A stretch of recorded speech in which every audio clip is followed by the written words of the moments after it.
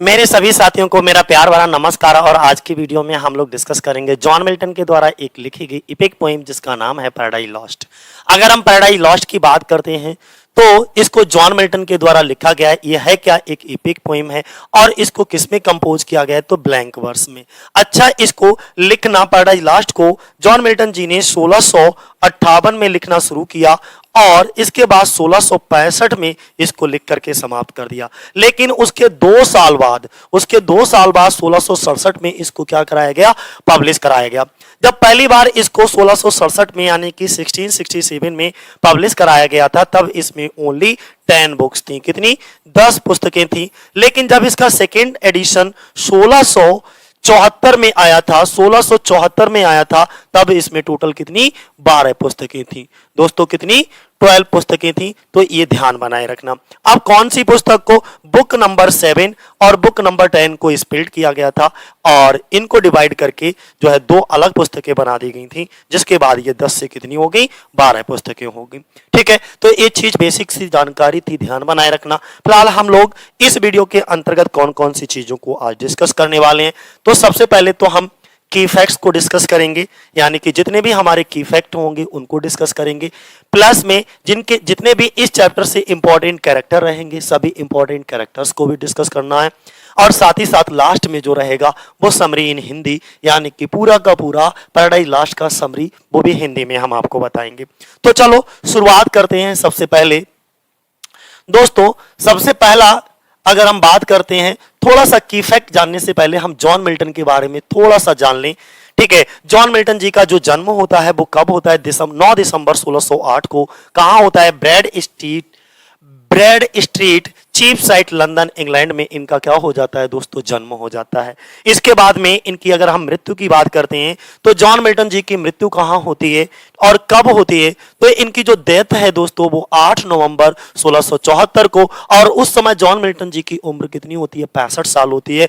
बर्नहिल London England में इनकी क्या हो जाती है? मृत्यु हो जाती है। इतनी चीजें हमको क्लियर हैं। इसके बाद इनके माता पिता की बात करते हैं तो his father was John Milton. इनके पिता का नाम भी जॉन मिल्टन था, सीनियर जॉन मिल्टन कह सकते हो। ठीक है, एंड हिज मदर वाज, और इनकी माता का नाम सारा जेफरी था। क्या नाम था इनकी माता जी का? नाम सारा जेफरी। ठीक है, इसके बाद एजुकेशन की बात करते हैं कि इनकी शिक्षा दीक्षा कहां हुई, इनका एजुकेशन कहां हुआ। तो देखिएगा, सेंट पॉल्स स्कूल में शुरुआती शिक्षा दीक्षा हुई थी लंदन, और इसके बाद ये कहां चले गए? यूनिवर्सिटी ऑफ कैम्ब्रिज और क्राइस्ट कॉलेज कैम्ब्रिज में इनकी क्या है? शिक्षा दीक्षा मानी जाती है। ठीक है, हायर एजुकेशन इन्होंने कैम्ब्रिज यूनिवर्सिटी से की। अगर हम इनके स्पाउसेस की बात करते हैं तो इनकी कितनी पत्नियां थी, अर्थात इनकी पत्नियों की बात करते हैं तो इन्होंने अपने पूरे जीवन काल में 3 शादियां की थी। पहली शादी इन्होंने मैरी पॉवेल से की थी जो कि 1642 में की थी। ठीक है, और ये 1652 तक चलती है। इसके बाद दूसरी शादी ये क्या करते हैं? 1656 में करते हैं और ये 58 तक चलती है। 58 में इनकी दूसरी पत्नी की भी मृत्यु हो जाती है। और फिर तीसरी शादी ये 1663 में करते हैं। ठीक है, और ये इनके लाइफ टाइम यानी कि जीवन पर्यंत चलती रहती है। तो जरा इनकी तीनों शादियों को आप देख सकते हो। यहां पर पहली शादी ये किससे करते हैं? 1652 में। किसके साथ करते हैं? मैरी पॉवेल के साथ। और दूसरी शादी 1656 में करते हैं। किसके साथ? कैथरीन वुडकॉक के साथ में। ठीक है, जब पहली शादी 1652 में करते हैं तो इनकी जो पहली पत्नी थी मैरी पॉवेल, इनकी मृत्यु हो जाती है 1652 में। जब इनकी मृत्यु हो जाती है पहली पत्नी की तो इनकी मृत्यु के बाद लगभग 4 साल बाद 1656 में कैथरीन वुडकॉक से शादी कर लेते हैं। लेकिन ये शादी भी बहुत ज्यादा दिनों तक नहीं चलती है और इनकी भी मृत्यु हो जाती है 1658 में। ठीक है, जब इनकी दूसरी पत्नी जो कैथरीन वुडकॉक है इनकी भी मृत्यु हो जाती है 1658 में। तो उसके बाद ये 1663 में एलिजाबेथ मिन्सुल से शादी करते हैं और ये इनके जीवन पर्यंत शादी बनी रहती है। ठीक है, तो ये तो इनकी क्या थी? 3 शादियां हुई, तीनों बीवियों के नाम थे यहां पर। इसके बाद हम ऑक्यूपेशन की बात करेंगे कि जॉन मिल्टन जी को बिलेटेड एलिजाबेथन पोइट कहा जाता है। फिर रिपीट कर रहा हूं, बिलेटेड एलिजाबेथन पोइट कहा जाता है। Pamphleteer, historian and civil servant of Commonwealth of England under Oliver Cromwell. जब 1649 में इंग्लैंड की राजगद्दी पर ओलिवर क्रॉमवेल बैठे तब इनके शासनकाल में इनको सिविल सर्वेंट के पद पर नियुक्त किया गया था, इसीलिए इनको civil servant of Commonwealth of England कहा जाता है। और किसकी सरकार में ये बनाया गया था? ओलिवर क्रॉमवेल की सरकार में। ठीक है, अब ये पंपलेटर थे, हिस्टोरियन इतिहासकार थे, ये सारी बातें आपको पता भी होंगी। हम थोड़ा सा ब्रीफ ही करेंगे, बहुत ज्यादा नहीं, क्योंकि हम लोगों को पढ़ना है पैराडाइज लॉस्ट, ना कि इनका जो है लाइफ हिस्ट्री तो हमको इनकी पढ़नी नहीं है, बायोग्राफी तो पढ़नी नहीं है, तो इसलिए मैं थोड़ा सा बता देता हूं फिर भी स्टार्ट करने से पहले। और ये कौन से पीरियड के, यानी कि 1625 से लेकर के 1660 तक का जो पीरियड था, इसको एज ऑफ मिल्टन के नाम से जाना जाता है। किस नाम से अगर आपसे पूछा जाए एज ऑफ मिल्टन के नाम से कौन सा पीरियड जाना जाता है, तो आप तुरंत नाम लोगे 1625 से लेकर के 1660 तक का जो टाइम पीरियड था, जो टाइमलाइन थी, वो क्या कहलाई? एज ऑफ मिल्टन कहलाई। इसके बाद आगे हम लोग अब डिस्कस करते हैं पैराडाइज लॉस्ट को। अगर हम पैराडाइज लॉस्ट की बात करते हैं तो सबसे पहले देखो, it was originally published, originally इसको पब्लिश कराया गया था कब? 1667 में, और उस समय इसमें टोटल कितनी पुस्तकें थी? 10 पुस्तकें थी। It is an epic poem, ये आप जानते हो, ये एक एपिक पोइम है जो कि ब्लैंक वर्स में इसको लिखा गया है दोस्तों। सेकेंड एडिशन इसका कब आया था? 1674 में। पैराडाइज रिगेंट का सेकेंड एडिशन कब, सॉरी नॉट रिगेंट, क्या बोल दिया, पैराडाइज लॉस्ट का सेकेंड एडिशन दोस्तों कब आया था? 1674 में। और तब इसमें टोटल कितनी पुस्तकें थी? 12, और बुक नंबर 7 और 10 को स्प्लिट किया गया था। इसके बाद थोड़ा सा एक पॉइंट ये भी समझ लो कि ही स्टार्टेड राइटिंग, इन्होंने लिखना शुरू किया 1658 में, यानी कि पैराडाइज लॉस्ट को इन्होंने 1658 में लिखना शुरू करा और लगभग 1665 में इसको लिख करके कंप्लीट कर दिया। तो कंप्लीटेड इन 1665। कब? 1665। इतना क्लियर हो गया। इसके बाद हम बात करेंगे it is the manner of Virgil's Aeneid, और जिस तरीके से वर्जिल्स एनाइड के तरीके पर इसको लिखा गया, क्योंकि वर्जिल्स की जो एनाइड वर्जिल की जो एनाइड लिखी गई थी उसमें भी 12 बुक्स थी, उसी को देख करके इन्होंने भी अपनी 10 बुक्स को 12 बुक्स में डिवाइड किया। फिर इसीलिए ध्यान बनाए रखना। मिल्टन पर्पज, मिल्टन का उद्देश्य, विच इज एक्सप्रेस्ड, जिसको एक्सप्रेस किया गया इन दी बुक, इस बुक में, इज है बुक नंबर फर्स्ट की बात कर रहे हैं, मेनली हम लोग बात करेंगे बुक नंबर फर्स्ट की। इसमें क्या है, इसकी मेन थीम ध्यान बनाए रखना कि to justify the ways of God to man, इसमें जस्टिफाई करना है वेज ऑफ गॉड, भगवान के तरीकों को, टू मैन, आदमी के लिए। ठीक है, कि जो भगवान है वो आदमी के लिए जो भी करता है तो वो सही ही करता है, इस चीज को जस्टिफाई करने के लिए उन्होंने ऐसा किया। फिर यहां पर एक और ध्यान बनाए रखना, जो पैराडाइज लॉस्ट की 12 बुक्स हैं, तो 12 बुक्स में से जो बुक नंबर 9 है, 9th है, उसमें टोटल कितनी लाइनें हैं? 1189 लाइन्स हैं, और ये सबसे लॉन्गेस्ट बुक कहलाती है। क्या कहलाती है साथियों? सबसे लॉन्गेस्ट बुक। इसके बाद अगर आपसे ये पूछा जाए कि सबसे शॉर्टेस्ट बुक कौन सी है इस एपिक की, यानी कि पैराडाइज लॉस्ट की, तो वो बुक नंबर 7th है। कौन सी है? बुक नंबर 7th, और इसमें टोटल लाइनें कितनी है? 640 लाइनें हैं। इसके बाद paradise Lost is an epic by, और ये जो एपिक है वो 17th सेंचुरी इंग्लिश पोइट। अच्छा, एक चीज और ध्यान बनाए रखना, जॉन मिल्टन को 17th सेंचुरी का इंग्लिश पोइट कहा जाता है। तो कौन सी सेंचुरी से जॉन मिल्टन बिलोंग करते थे? 17th सेंचुरी से ये बिलोंग करते थे।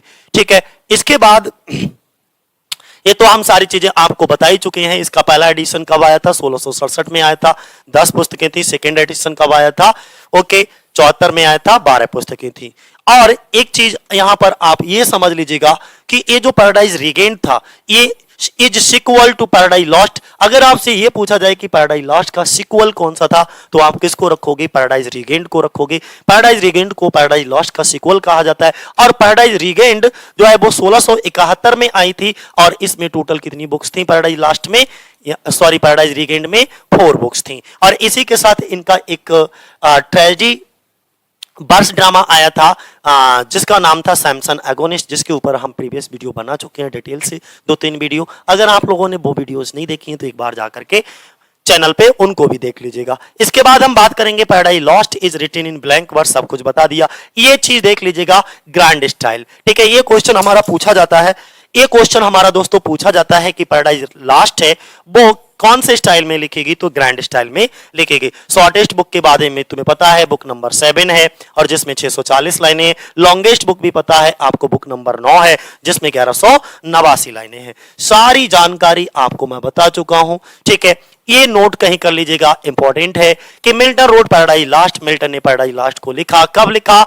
In the last phase of his life. सोचो 1667 में इसको जब लिखा गया है और 1674 में जॉन मिल्टन जी की मृत्यु हो जाती है, तो लगभग अपने जीवन के अंतिम पड़ाव पर ही चल रहे थे। ठीक है, अपने जीवन के अंतिम सालों में थे, इसीलिए पैराडाइज लॉस्ट को last phase of his life बोला जाता है। इसके बाद it considered to be the Milton's masterpiece. ये भी इंपॉर्टेंट है कि जॉन मिल्टन का इसको मास्टरपीस कहा जाता है, मैग्नम ओपस बोल सकते हो। ठीक है, पैराडाइज लॉस्ट को, लेकिन ध्यान रखना फेवरेट नहीं था। फेवरेट वर्क की अगर बात आए कि अगर ये पूछा जाए क्वेश्चन कि जॉन मिल्टन का सबसे फेवरेट वर्क कौन सा है, तो आप नाम लोगे पैराडाइज रिगेंट का। किसका नाम लोगे? पैराडाइज रिगेंट का। इसके बाद हम बात करते हैं the poem concern the biblical story. और ये जो कहानी है ना पैराडाइज लॉस्ट की, ये बाइबल से ली गई है। ठीक है, बाइबल की कहानियां हैं of the fall of man, की किस तरीके से आदमी का पतन हुआ, द टेम्पटेशन ऑफ एडम। और यहाँ पर एडम के टेम्पटेशन को दिखाया जाता है। एडम टेम्पटेशन किसका दिखाया जाता है? एडम एंड ईव का, by the fallen angel Satan and their expulsion from the garden of Eden. और किस तरीके से उनको गार्डन ऑफ ईडन से निकाला गया, ये सब कहानी आपको इसमें पढ़ने के लिए मिलेगी। अब इसमें आपको ध्यान देने वाली बात यह है कि this book has been praised. इसमें प्रेज्ड किया जाता है कि इसको ग्रैंड स्टाइल को, इट्स ग्रैंड स्टाइल, यानी कि जो जॉन मिल्टन ने अपने पैराडाइज लॉस्ट में ग्रैंड स्टाइल का यूज किया है, इसकी प्रशंसा मैथ्यू अर्नोल्ड के द्वारा बहुत की गई थी। तो इसकी प्रशंसा किसके द्वारा? मैथ्यू अर्नोल्ड के द्वारा की जाती है, और ये टीजीटी 2009 में पूछा जा चुका है। ठीक है, इसके बाद अगर हम बात करते हैं तो इस पॉइंट को भी आप पढ़ सकते हो, इंपॉर्टेंट पॉइंट है। द पोएम कंसर्न करती है बिब्लिकल स्टोरी से, ये अभी बता ही चुका हूं, जिसमें फॉल ऑफ मैन की बात की थी, temptation of Adam and Eve की बात की थी, fallen angel Satan and their, और इन लोगों को किस तरीके से गार्डन ऑफ ईडन से निकाला गया, ये सब चीजें हम इस पोएम में, इस इपिक में पढ़ेंगे। मिल्टन्स पर्पस जो था वो क्या था? हम बुक फर्स्ट की बात करेंगे कि बुक फर्स्ट में उनका मुख्य उद्देश्य क्या था? टू जस्टिफाई करना the ways of God to man, कि आदमी, भगवान आदमी के लिए जो भी करता है वो ठीक ही करता है। इस तरीके के बेज को, तरीकों को जस्टिफाई करने के लिए उन्होंने बुक नंबर फर्स्ट को लिखा। The poem follows the epic tradition. इसमें जो पोएम है वो 12 पुस्तकों में डिवाइड है, इसलिए इन्होंने एपिक परंपरा को फॉलो किया है, अनुसरण किया है। Starting in the medias res, important है ये पॉइंट कि इस एपिक को भी जॉन मिल्टन ने मीडियास रेस में लिखा है। मीडिया रेस क्या होता है? The middle of the story. कोई भी कहानी जो है वो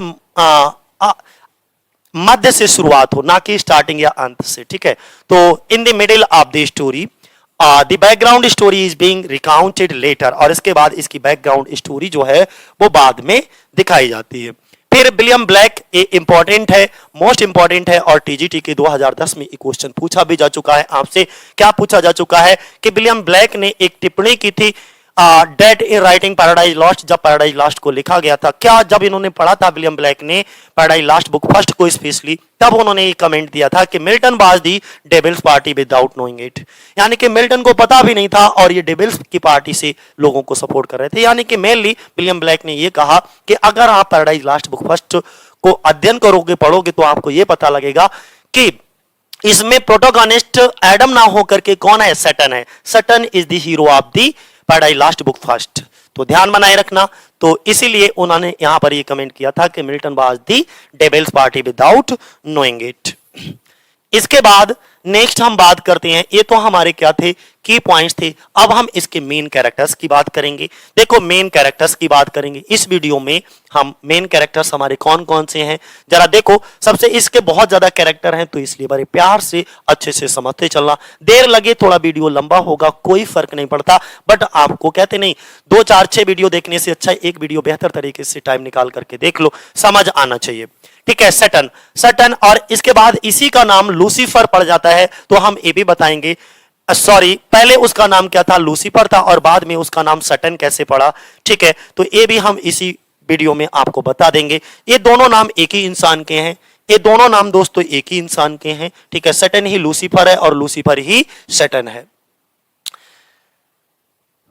चलो देखते हैं। सबसे पहली चीज ये ध्यान बनाए रखना, ये जो लूसीफर है, सैटर्न है, वो क्या है? हेड है, मुख्य है ऑफ द रिबेलियस एंजल।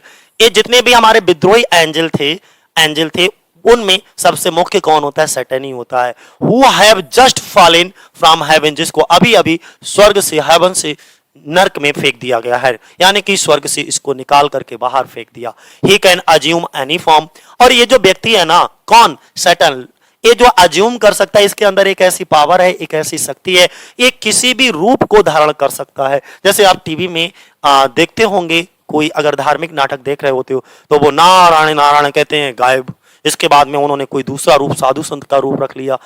ठीक है, जैसे रावण ने सीता को चुराया था तो उसने अपने रूप को परिवर्तित कर लिया था, साधु संत का भेष धारण करके, तब उसने सीता मां को चुराया था। तो इस तरीके से इसके अंदर जो सैटन था, सैटन के अंदर भी रावण की तरह रूप बदलने का पावर था। He can assume any form, कोई भी रूप धारण कर लेता, adopting both glorious and humble shapes, चाहे वो कोई भी प्रसिद्ध व्यक्ति का ग्लोरियस, जो बहुत ज्यादा ग्लोरियस होता, उसका रूप धारण कर लेता, या मान लीजिए कोई हम्बल शेप, कोई अच्छा बढ़िया सा शेप उसने जो है धारण कर लिया, और इस तरीके से लोगों को क्या करता था, अलग अलग रूप धारण करके लोगों को धोखा देता था। ठीक है, तो Saturn is one of the archangel, जितने भी आर्कएंजल थे भगवान के इन हेवन में, ठीक है, उनमें से सैटर्न भी एक था। He was known as Lucifer, और उसको किस नाम से दोस्तों जाना जाता है, लूसीफर के नाम से जाना जाता है। लेटर ही बिकेम, इसके बाद वो बन गया अ रिबेलियस एंजल, हमने कहा विद्रोही एंजल, यानी कि ये भगवान की आर्मी में क्या कर देता है, रेबेल बन जाता है, विद्रोही बन जाता है, रेबेलियस एंजल बन जाता है, who have just fallen from the haven, और इसीलिए इसको नर्क से, स्वर्ग से भगवान के द्वारा निकाल दिया जाता है। और जब इसको भगवान से के द्वारा स्वर्ग से निकाल दिया जाता है, तो इसके बाद आफ्टर दिस वी नो, हम जानते हैं कि लूसीफर जो नाम था वो क्या हो जाता है, सैटर्न हो जाता है। यानी कि भगवान फिर इससे अपने द्वारा दिया गया जो नाम लूसीफर होता है, जो कि बहुत सुंदर होता है, बहुत प्यारा होता है देखने में भी, उससे नाम सील लेते हैं, और फिर इसका नाम क्या डल जाता है, Saturn. Saturn Saturn is able to assume any form, बता ही चुका हूं। He is a tragic figure who famously declares, और जो कि एक ट्रेजिक फिगर है इसका, पैराडाइज लास्ट बुक फर्स्ट का, और जो जिसका फेमस स्पीच, बहुत ज्यादा प्रसिद्ध स्पीच है, जो डिक्लेयर करता है इस बात को, better to reign in heaven than serve in heaven, यानी कि उसने ये कहा कि नर्क में राजा की तरह, नर्क में राजा की तरह रहना अच्छा है स्वर्ग में सेवा करने की। यानी कि वो ये कहता है स्वर्ग में गुलामों की तरह दूसरे की सेवा करने से बेहतर है कि नर्क में मैं राजा बन करके रहूं, राजा की तरह रहूं। तो ये स्टेटमेंट कई बार बहुत ज्यादा पूछा जाता है, जरा समझिएगा कि ये लूसीफर कैसे था, कौन था, तो आपको बेहतर तरीके से समझ आ गया। एक बार मैं बहुत तेजी से रिपीट कर देता हूं, आप ध्यान से समझिएगा। देखो जल्दबाजी कुछ नहीं करना, प्यार से समझते रहो, एक एक चीज आपको समझ आने वाली है।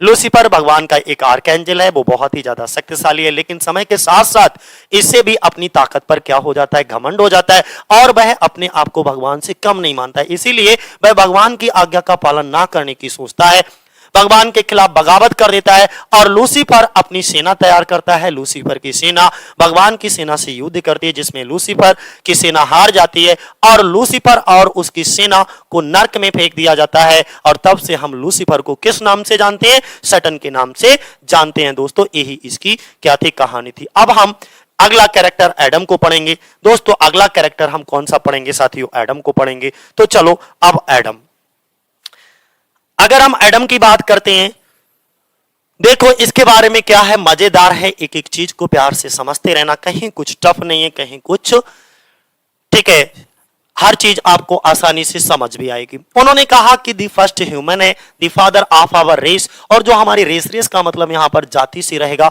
कम्युनिटी से रहेगा, कि जो हमारी कम्युनिटी है उस कम्युनिटी का रेस का क्या है, फादर कहे जाते हैं, किसको कहा जाता है, एडम को ही।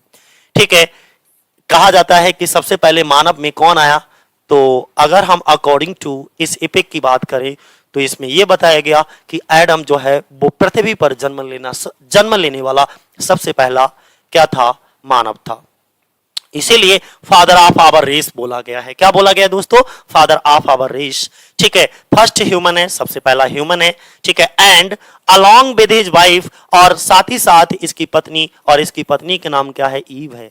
The care taker of the garden, और ये दोनों क्या हैं, रखवाले हैं, केयर टेकर हैं of the garden of Eden. जो गार्डन ऑफ ईडन है उसके ये केयर टेकर हैं, उसके ये रखवाले हैं, उसकी देखरेख करते हैं। एडम इज ग्रेटफुल, एडम बहुत ज्यादा ग्रेटफुल एंड ओबीडेंट दिखाया जाता है, किसके प्रति, भगवान के प्रति, यानी कि एडम जो है वो भगवान के प्रति बहुत आज्ञाकारी दिखाया जाता है। बट लेकिन fall from grace when Eve convinces him to join her, लेकिन तब उसकी वो आज्ञाकारिता, ठीक है, वो तब चली जाती है जब ईव जो होती है वो कन्विंस कर लेती है उसको to join her in the sin of eating, यानी कि उस पाप में सम्मिलित कर लेती है। कौन से पाप में भाई, ईटिंग खा लेते हैं ये दोनों लोग ट्री ऑफ नॉलेज, जो फ्रूट ऑफ नॉलेज होता है, ठीक है, उसको खा लेते हैं। तो पहले तो ईव खाती है, इसके बाद में एडम सोचता है यार अब इसको भगवान के द्वारा पनिश किया जाएगा तो ये मुझसे अलग हो जाएगी, तो एडम भी जाकर के उस फ्रूट ऑफ नॉलेज को खा लेता है,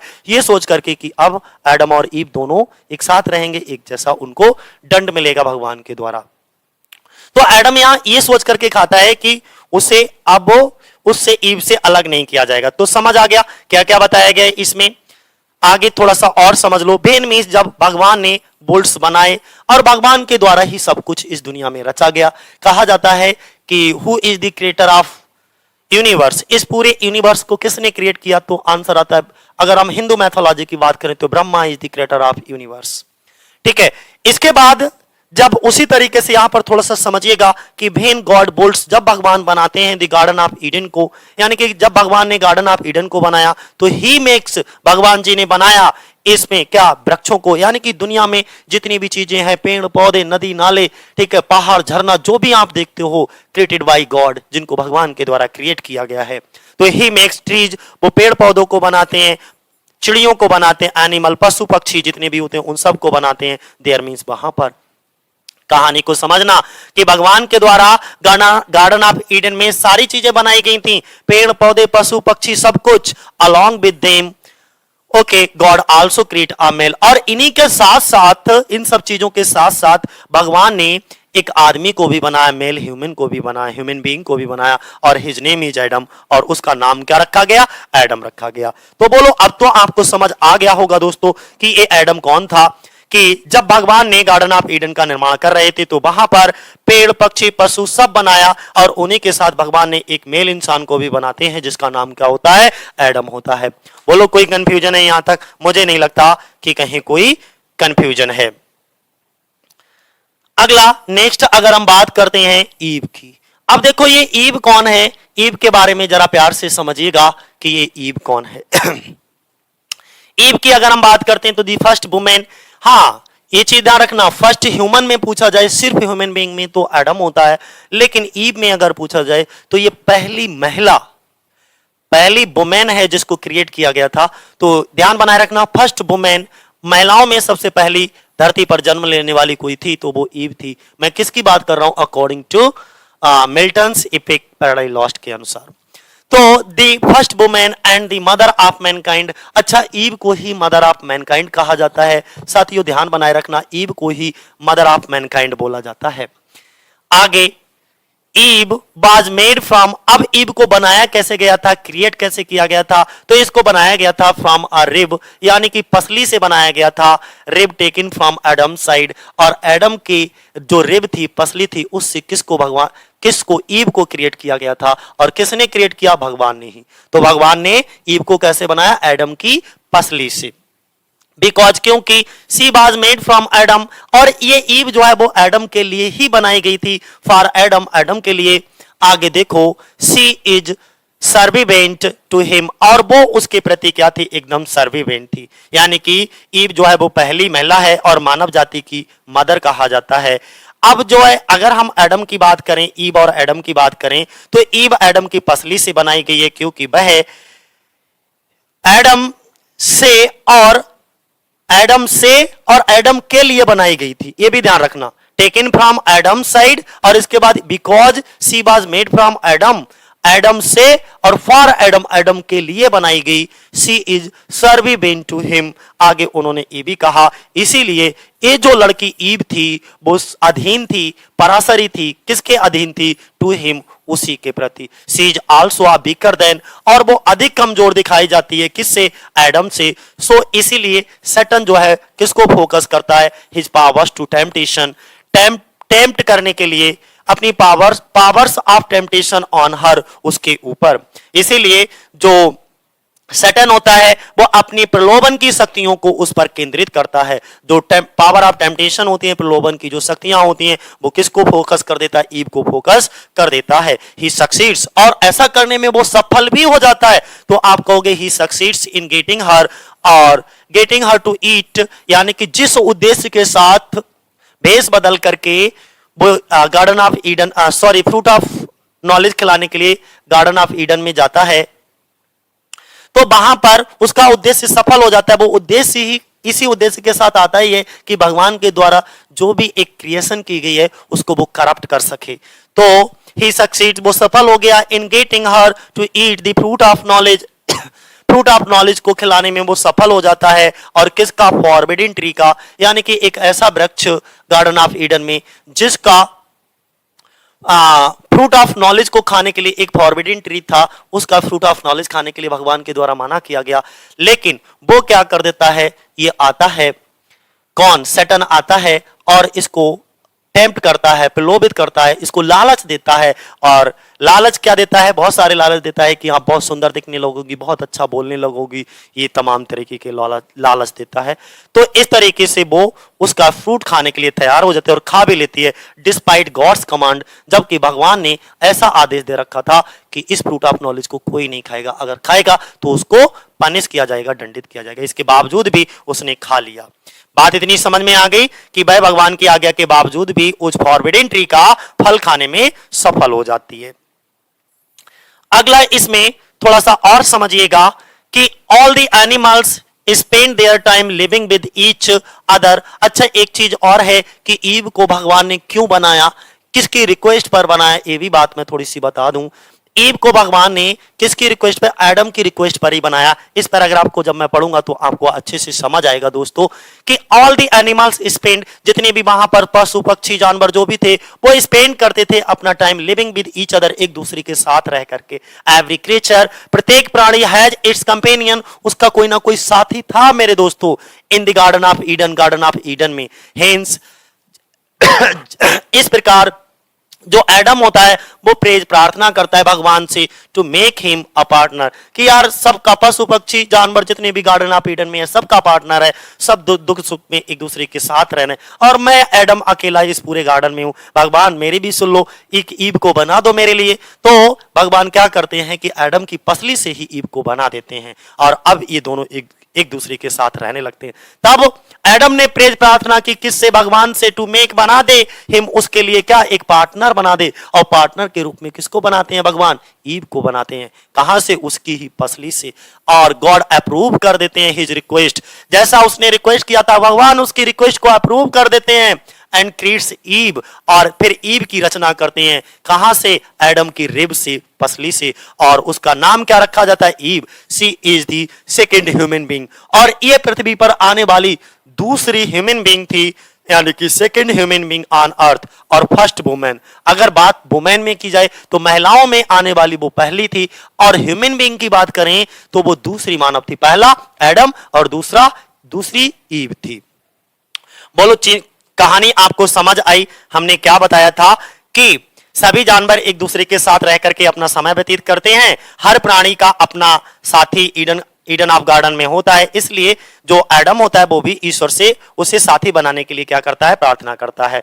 और परमेश्वर जो होते हैं, ईश्वर होते हैं, भगवान होते हैं, उसके अनुरोध को स्वीकार कर लेते हैं, अप्रूव कर देते हैं, और एडम की फसली से ईव को बना देते हैं। उसका नाम ईव है, और वह पृथ्वी पर दूसरी इंसान है और पहली महिला है। ये चीज आपको ध्यान बनाए रखना है, ठीक है।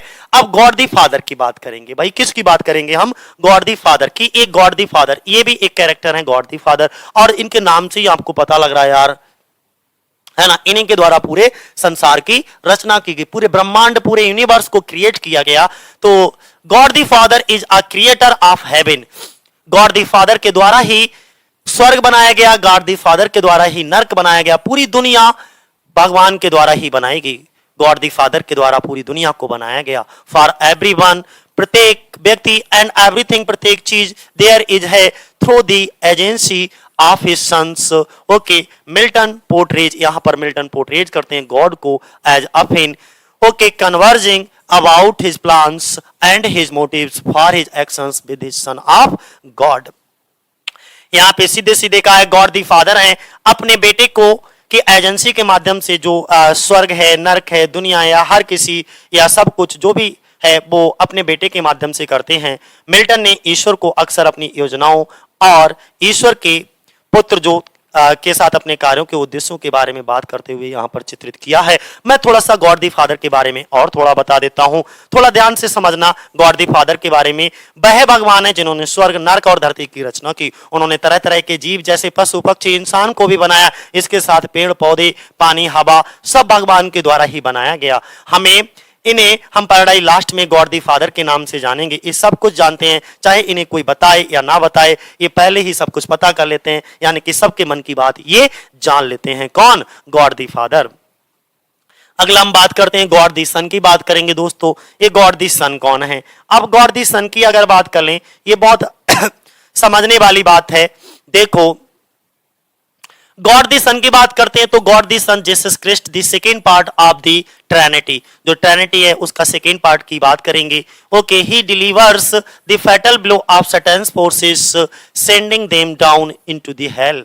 तो देखो यहां पर क्या कहा गया है कि जो ईसा मसीह होते हैं वो यहां पर the second part of the Trinity, ठीक है, ही डिलीवर्स, वो डिलीवर करते हैं, यानी कि वह पृथ्वी के निर्माण से पहले सैटन की ताकतों को घातक झटका देते हैं, बहुत बड़ा झटका देते हैं before the creation of earth, पृथ्वी का निर्माण करने से पहले ही, ठीक है।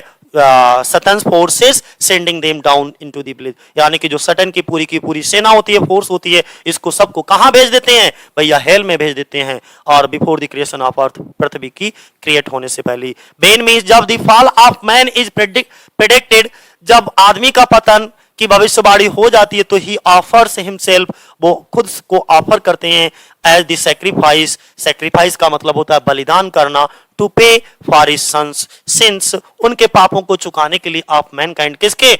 आदमी की। और इसीलिए सो दैट, ताकि God the father can be both just and merciful. इसका मतलब ये हुआ दोस्तों, जरा प्यार से समझना इसको। यहां पर क्या हुआ? जब मनुष्य के पतन की भविष्यवाणी की जाती कि आदमी का पतन निश्चित होगा, तो वह मानव जाति के पापों का भुगतान करने के लिए स्वयं को एक बलिदान के रूप में प्रस्तुत कर देते हैं। कौन? यीशु मसीह, ईसा मसीह, ठीक है, जिनको गॉड द सन कहा गया है इसमें। ताकि परमेश्वर, जो हमारे परम पिता परमेश्वर हैं, वो न्यायी और दयालु दोनों हो सकें, यानी कि जिससे कि ये भी पता लगे कि उन्होंने अपने बेटे को ही निछावर कर दिया मानव जाति की सेवा के लिए, जिससे ये पता लगे कि जो परम पिता परमेश्वर है वो दयावान भी है और न्याय भी है, ठीक है। यानी कि जस्ट का मतलब होता है न्यायफुल और मर्सीफुल का मतलब होता है दयावान, जिससे उनके दोनों न्याय और दया दोनों का पुट दिखाई दे सके। अच्छा, एक राजा में, एक अच्छे राजा के गुण ही यही होते हैं कि उसे जो है न्यायपूर्ण और दयावान दोनों के गुण उसके अंदर सम्मिलित होने चाहिए। उसे दयावान भी होना चाहिए और न्यायपूर्ण भी होना चाहिए। दूसरी बात हम अगला नेक्स्ट करते हैं, Ben Adam and ewe disobey कर देते हैं गॉड्स कमांड, लेकिन जब गॉड की कमांड को, भगवान के द्वारा दिए गए आदेश को ये एडम और ईव दोनों डिसोबे कर देते हैं, मानने से इनकार कर देते हैं, अवहेलना कर देते हैं, तो ही विल गो टू दी। और तब ये कौन, ये ही किसके लिए आया है?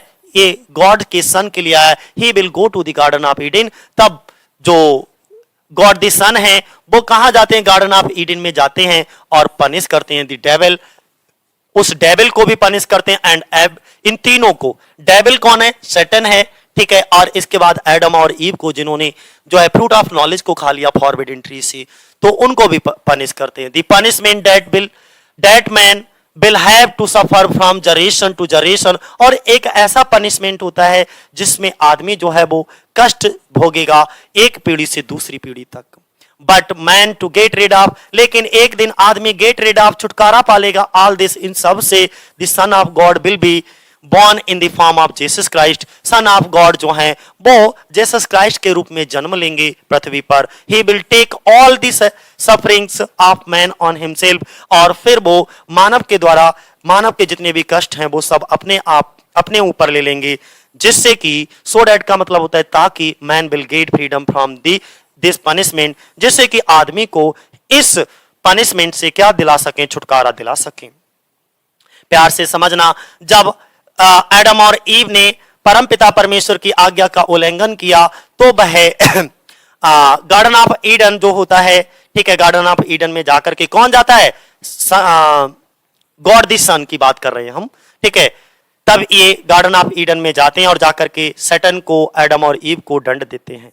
वह दंड जो मनुष्य को पीढ़ी दर पीढ़ी भोगना पड़ेगा, परंतु मनुष्य इन सब से छुटकारा पाने के लिए, ठीक है, क्या करेंगे, ईसा मसीह के रूप में जन्म लेंगे और मनुष्य के सारे कष्टों को अपने ऊपर ले लेंगे, जिससे मनुष्य को इस दंड से क्या मिल जाएगी, मुक्ति मिल जाएगी। तो अब आपको गॉड द सन के बारे में भी पता लग गया है। ये कौन होते हैं गॉड द सन? ये भगवान के बेटे होते हैं। जब एडम और ईव भगवान की आज्ञा की अवहेलना करते हैं, तब यही गार्डन ऑफ ईडन में जाकर के सैटन, एडम, ईव सबको जाकर के सजा दे करके आएंगे, और सजा जो इंसान को पीढ़ी दर पीढ़ी भुगतनी पड़ेगी, लेकिन इंसान को इन सब से मुक्ति करने के लिए ईसा मसीह के रूप में भगवान के बेटे जन्म लेंगे। ये सब चीजें हैं, ठीक है। इंसान के सारे दुख अपने ऊपर ले लेंगे, जिससे इंसान को इस सजा से क्या मिलेगी, मुक्ति मिलेगी, ठीक है। अगला कैरेक्टर देखते हैं कि अगला जो कैरेक्टर है इंपॉर्टेंट है और टीजीटी के एग्जाम में इसको पूछा जा चुका है, बेल्जेबुल।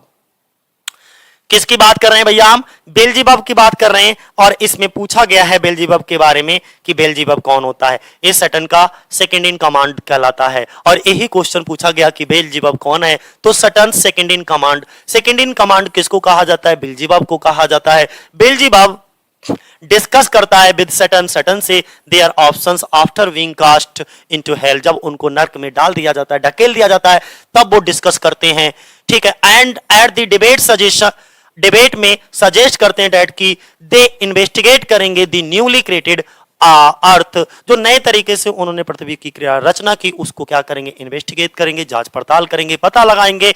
तब वह और Satan एम्बडी perverted reason, since they are both eloquent and rational but use their talents for holy corrupt ends। मतलब ये सैटन का दूसरा सेकंड इन कमांड हो गया। ये तो आपको समझ आ गया होगा। ये भी समझ आ गया होगा कि ये जो बेल्जेबुल है वो नर्क में डाले जाने के बाद सैटन के साथ उनके विकल्पों पर चर्चा करता है। ये कहां, एक पेंडामोनियम नामक जगह होती है, पेंडामोनियम, जहां पर ये लोग सारी प्लानिंग करते हैं, चर्चा करते हैं। तो वहीं पर ये लोग दोनों ही बेल्जेबुल और सैटन चर्चा कर रहे हैं और बहस में सुझाव देता है। जब ये बहस चल रही होती है तभी बेल्जेबुल सैटन को सुझाव देता है। क्या सुझाव देता है? कि वे नव निर्मित नए तरीके से पृथ्वी का जो निर्माण किया गया उसकी जांच करेंगे। वह कौन? बेल्जेबुल और सैटन विकृत तर्क को मूर्त रूप देते हैं, यानी कि जो उनको तर्क दिया गया है कहते हैं ठीक है, इसको अप्लाई करते हैं, देखते हैं, पता करते हैं, क्योंकि वे तर्क संगत, वे दोनों बोलने में बहुत एक्सपर्ट और इतने ज्यादा एक्सपर्ट हैं, यानी कि एम्बडी परवर्टेड रीजन, बहुत बढ़िया बोलने में तो एक्सपर्ट ही हैं, ठीक है, और साथ ही साथ अपनी बात को समझाने के लिए एक अच्छा रीजन देते हैं, लॉजिक देते हैं, तर्क देते हैं।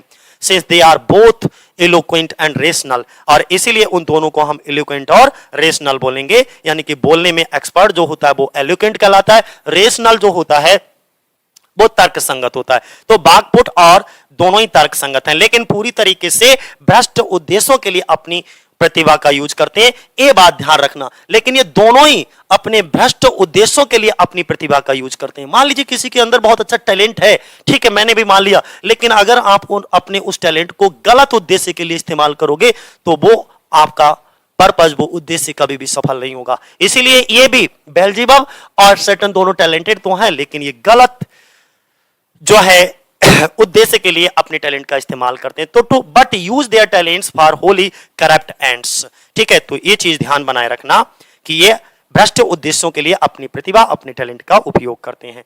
जब इन सभी शैतानों को, मैं बहुत डिटेल से चीजों को बता रहा हूं, इसके बाद ही आपको सारी चीजें पता लग जाएंगी। जब ऑल दीज इविल्स, इन सभी शैतानों को आर थ्रोन फेंक दिया जाता है फ्रॉम हेवन, स्वर्ग से, और कहां फेंक दिया जाता है? नर्क में। इट इज बेल्जेबुल, ये बेल्जेबुल ही होता है जो बताता है उन सभी को how to take revenge on God, कि भगवान से बदला लेना कैसे है। यानी कि इन सभी शैतानों को स्वर्ग से नर्क में फेंक दिया जाएगा, और तब ये बेल्जेबुल ही है जो इन लोगों को बताएगा कि हमें गॉड से बदला कैसे लिया जाए। इस सारी प्लानिंग पे चर्चा कौन कर रहा है? बेल्जेबुल। अगला कैरेक्टर है हमारा बेलियल, ठीक है। कौन सा कैरेक्टर आएगा? बेलियल। बेलियल कौन है? On the birth of the principal devils in hell. Hell का मतलब होता है साथियों नर्क। नर्क में जो मुख्य डेविल्स हैं उनमें से एक जो है वो बेलियल भी है दोस्तों। बेलियल आर्गू करता है अगेंस्ट दी फर्दर वार कि हम स्वर्ग में भगवान से आगे युद्ध कैसे लड़ेंगे, इस पर वो चर्चा करता है। बट ही डज सो, वो ऐसा इसलिए करता है बिकॉज क्योंकि he is an embodiment of sloth and inactivity. तो ये चीज ध्यान रखना, बहुत मोस्ट इंपॉर्टेंट चीज मैं बता रहा हूं बेलियल के बारे में। बेलियल जो है वो हेल में प्रमुख सैटर्न, जो जितने भी हमारे शैतान है डेविल्स हैं उनमें से एक है। सैटर्न स्वर्ग के साथ आगे के युद्ध जो है, ये सभी शैतान होते हैं, ये सभी डेविल्स होते हैं, वो किस तरीके से हेवन के साथ यानी कि भगवान के साथ आगे का युद्ध कैसे लड़ेंगे इस पर बहुत सारे तर्क देते हैं।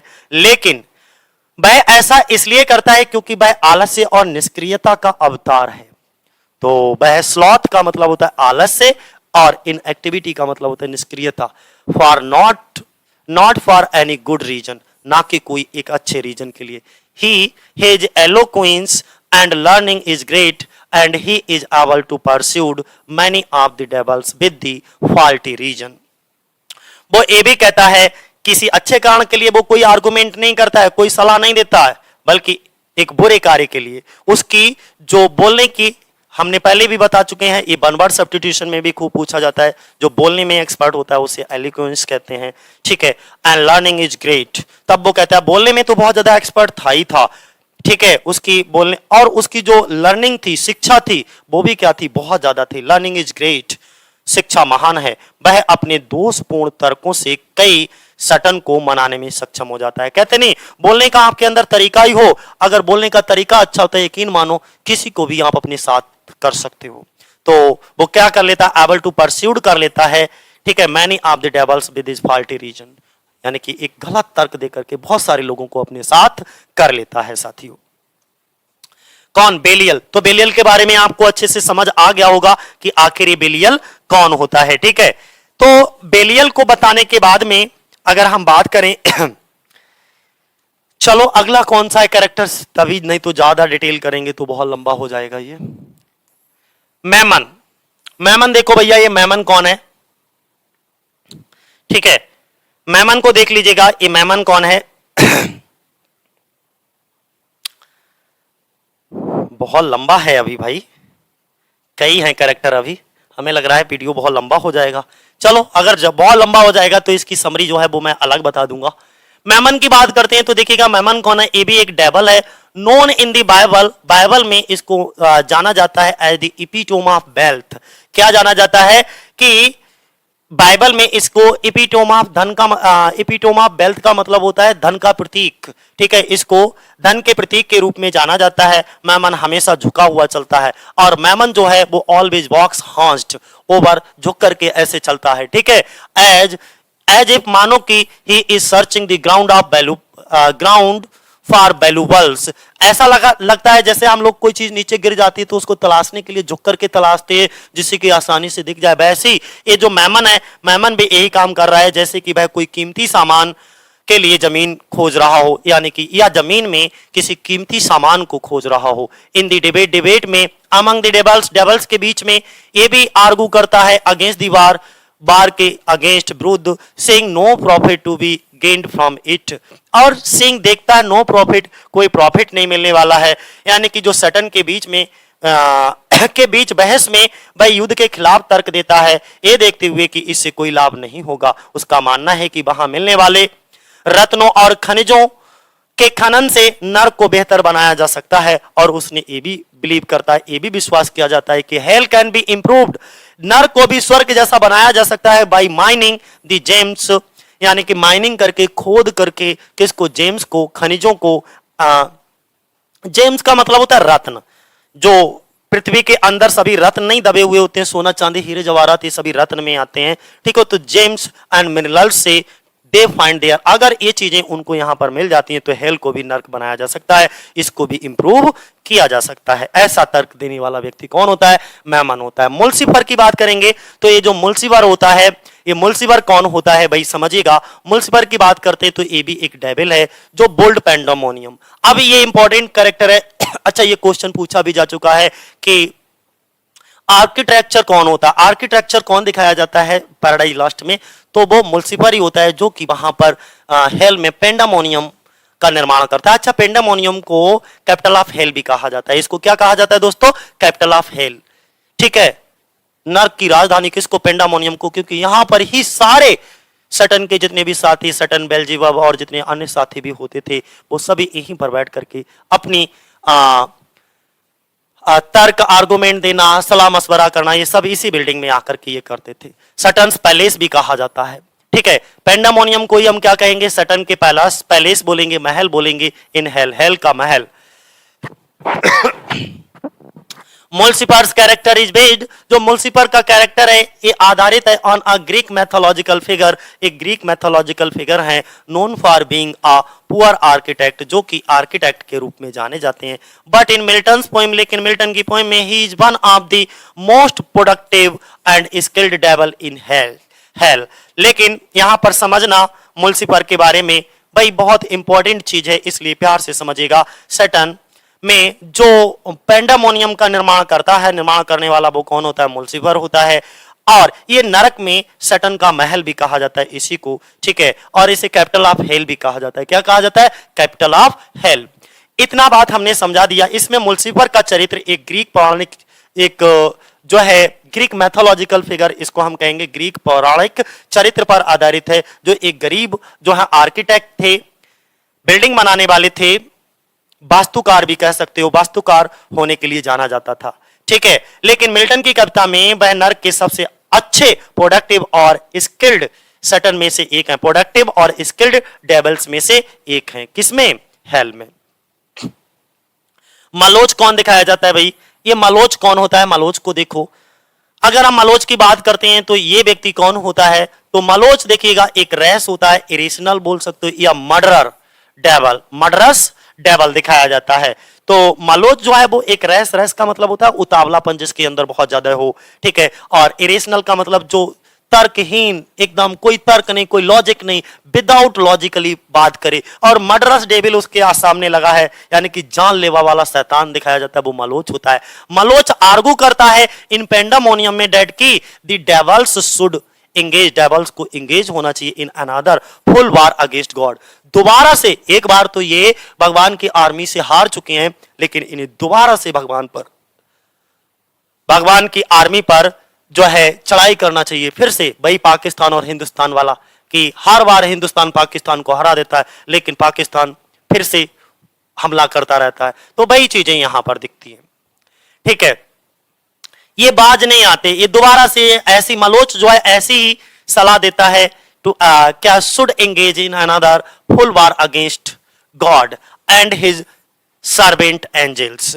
उसके कहने का मतलब ये है कि ये जो मलोच है वो पेंडामोनियम में तर्क देते हैं कि जितने भी सटन हैं, ठीक है, को भगवान और उसके जो सेवक होते हैं, स्वर्गदूत होते हैं, इनके खिलाफ एक और पूरी तरीके से युद्ध में शामिल होना चाहिए, यानी कि फुल वार इनके अगेंस्ट करना चाहिए। ठीक है, एक बार फिर से दोबारा युद्ध किया जाना चाहिए इनके साथ। अब सिन देख लो, सिन कौन है? सिन और डेथ को भी ध्यान बनाए रखना, मोस्ट इंपॉर्टेंट कैरेक्टर्स में से एक है सिन और डेथ।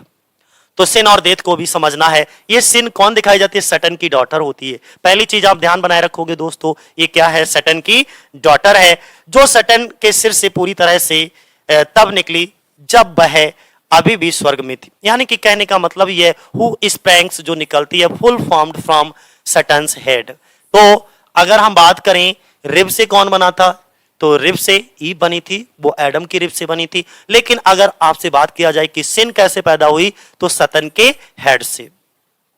बेन ही बाज स्टिल इन हेवन, और उस समय वो कहां था? हेवन में ही था, स्वर्ग में ही था। Sin has the shape of a woman, और जो सिन थी यानी कि उसका जो आकार था ऑफ अ वुमेन, एक महिला का, अबव द बेस्ट बेस्ट के ऊपर यानी कि कमर से ऊपर अगर हम सिन की बात करें तो एक महिला का रूप था, that of a servant blow. और अगर हम कमर से नीचे की बात करें तो एक सांप के आकार की थी, ठीक है। Her middled is ringed about with hell hounds who periodically burrow into her bomb and grow her in tails. She guards the gate of hell. और ये इंपॉर्टेंट है कि नर्क के दरवाजे की पहरेदारी कौन करती हुई दिखाई जाती है, तो वो सिन होती है। सिन को नर्क के दरवाजे की पहरेदारी करते हुए दिखाया जाता है। तो आपको अब समझ आ गया होगा कि जो सिन होती है वो कमर के ऊपर एक महिला का आकार होता है और नीचे एक सर्प का आकार होता है, ठीक है। उसके मध्य में हेड हाउंड्स होते हैं जो समय समय पर उसके गर्भ में घुस जाते हैं और उसकी अतड़ियों को कुतर देते हैं। वह नर्क द्वार की रखवाली भी करती है, ये ध्यान बनाए रखना भैया। अगला नेक्स्ट इसी का और पार्ट है, अभी सिन के बारे में खत्म नहीं हुआ, सिन के बारे में और जानकारी मैं दे रहा हूं छोटी सी। देखिएगा यहां पे सिन के बारे में दोस्तों एक छोटी सी जानकारी और लेते चलो। क्या दिया गया है कि sin is the daughter of Saturn, ये तो ही है, बता दिया है। Her lower part from the beast is a snake, यानी कि जो कमर से नीचे का भाग है वो एक सांप का है, और जो upper part of a human, और जो कमर से ऊपर का भाग है वो दोस्तों एक ह्यूमन का है, ठीक है। और वो क्या करती है, जो गेट ऑफ हेल है यानी कि नर्क का जो दरवाजा है उसको गार्ड करती है, उसकी रखवाली करती है। Certain bonds make a physical relation. अब सिन पैदा कैसे हुई समझिएगा। Certain bonds make a physical relation with his daughter सिन। जो सैटर्न जो है उसके हेड से सिन पैदा हुई, तो एक बार क्या होता है, सैटर्न जो है वो अपनी ही बेटी का क्या कर लेता है, उसके साथ फिजिकल रिलेशन बना लेता है, उसका रेप कर देता है। विच लीड्स टू अ सन, जिससे एक पुत्र को जन्म होता है और उसका नाम दोस्तों क्या रखा जाता है, डेथ रखा जाता है। मोस्ट इंपॉर्टेंट चीज है, ध्यान बनाए रखना, ठीक है। हिज रिलेशनशिप बिटवीन डेथ, अब उनका जो रिलेशनशिप होता है between death, sin and Satan is horrible, बड़ा डरावना होता है कि यार अब इन तीनों के बीच में अगर आप रिलेशनशिप निकालोगे कि सैटर्न, सिन और डेथ में इनका रिलेशनशिप क्या है, तो बड़ा भयावह लगेगा, डरावना लगेगा। डेथ आल्सो रेप, और इसके बाद में जो डेथ पुत्र को जन्म देती है सिन, ठीक है, सिन का बेटा जो डेथ होता है वो भी आगे चल करके अपनी ही मां का रेप कर देता है। डेथ आल्सो रेप कर देता है हिज मदर, सिन अपनी ही माता का रेप कर देता है। तो अब आपको थोड़ी सी जानकारी मिली गई होगी कि ये जो सिन क्या है क्या नहीं है सिन के बारे में, और अभी हम डेथ के बारे में भी बताएंगे, सिन और डेथ दोनों के बारे में बताएंगे। पहले सिन के बारे में समझ लो कि ये सैटर्न की बेटी है, इसके कमर के नीचे का हिस्सा एक सांप का है और ऊपर का हिस्सा एक स्नान का है, सॉरी इंसान का है। वह नरक के द्वार की देखभाल करती है, मतलब ये हुआ कि वो नरक के द्वार की पहरेदार है। और डेथ की बात करें तो डेथ को भी यहीं पर समझ लीजिएगा, ये डेथ कौन है। डेथ जो है क्या होता है कि सैटर्न एक बार अपनी बेटी सिन के साथ शारीरिक संबंध बनाता है जिससे एक पुत्र होता है और उसका नाम डेथ होता है। डेथ आगे चलकर अपनी ही मां सिन का रेप करता है, ठीक है। अब अगला कैरेक्टर कौन सा आएगा, गैब्रियल आएगा दोस्तों। कौन सा आएगा, गैब्रियल। हम जरा गैब्रियल के बारे में बात करते हैं और फिर राफेल, मुझे लगता है ये लास्ट कैरेक्टर हैं, अब खत्म होने वाली है वीडियो, ठीक है। गैब्रियल कौन है, one of the archangel of haven, जो हेवन के आर्कएंजल थे उनमें से एक गैब्रियल भी है। हु टेक केयर देखभाल करती है द स्टेयर्स, सीढ़ियों की, ओके, लीडिंग जो ले जाती है from heaven to the garden of Eden, जो स्वर्ग से गार्डन ऑफ ईडन जाने वाली जो सीढ़ियां हैं उनकी देखभाल करने का काम कौन करता है, गैब्रियल करता है। एज वेल एज साथ ही साथ गार्डन ऑफ ईडन बंस गैब्रियल, एक बार गैब्रियल फाइंड पाता है सैटर्न को विस्परिंग करते हुए विद ईव के साथ इन द गार्डन, और ये गैब्रियल ही है जिसने गार्डन ऑफ ईडन में जो है ईव के साथ गपशप करते हुए, विस्परिंग करते हुए, फुसफुसाते हुए सुना था, ठीक है। तो गैब्रियल के बारे में भी आप समझ गए होंगे कि आखिर ये गैब्रियल कौन था। गैब्रियल कौन है, one of the archangel of heaven है। इस स्वर्ग से लेकर जो गार्डन ऑफ ईडन तक की सीढ़ियां हैं उनकी देखभाल करता है उन्हें, और साथ में गार्डन ऑफ ईडन की भी देखभाल करता है, ध्यान रखना। गैब्रियल सैटर्न को बगीचे में ईव के साथ फुसफुसाते हुए पाता है, यानी कि उसके साथ कुछ बातें करते हुए पाता है। इसके बाद हम राफेल की बात करेंगे, मोस्ट इंपॉर्टेंट है। राफेल जो है वन ऑफ द आर्कएंजल, ये भी एक आर्कएंजल है इन हेवन, स्वर्ग में। हु एक्ट्स जो काम करता है, one of the gods messengers. अब दो चीजें आपको ध्यान बनाए रखना है, ये भगवान का मैसेंजर भी है, देवदूत भी है। यानी कि अगर हमें एक जगह से दूसरी जगह कोई खबर भेजना हो तो हम उसे क्या कहते हैं, मैसेंजर करते हैं। और भगवान की खबरों को एक जगह से दूसरी जगह पर संदेश ले जाने वाला कौन होता है, मैसेंजर होता है। और वो मैसेंजर कौन था, राफेल था। राफेल इन्फॉर्म करता है एडम को, और किसके बारे में, सटन की प्लॉट की। सटन की जो कथा है, कहानी है, उस कहानी के बारे में इन्फॉर्म करता है राफेल। किसको इन्फॉर्म करता है, एडम को।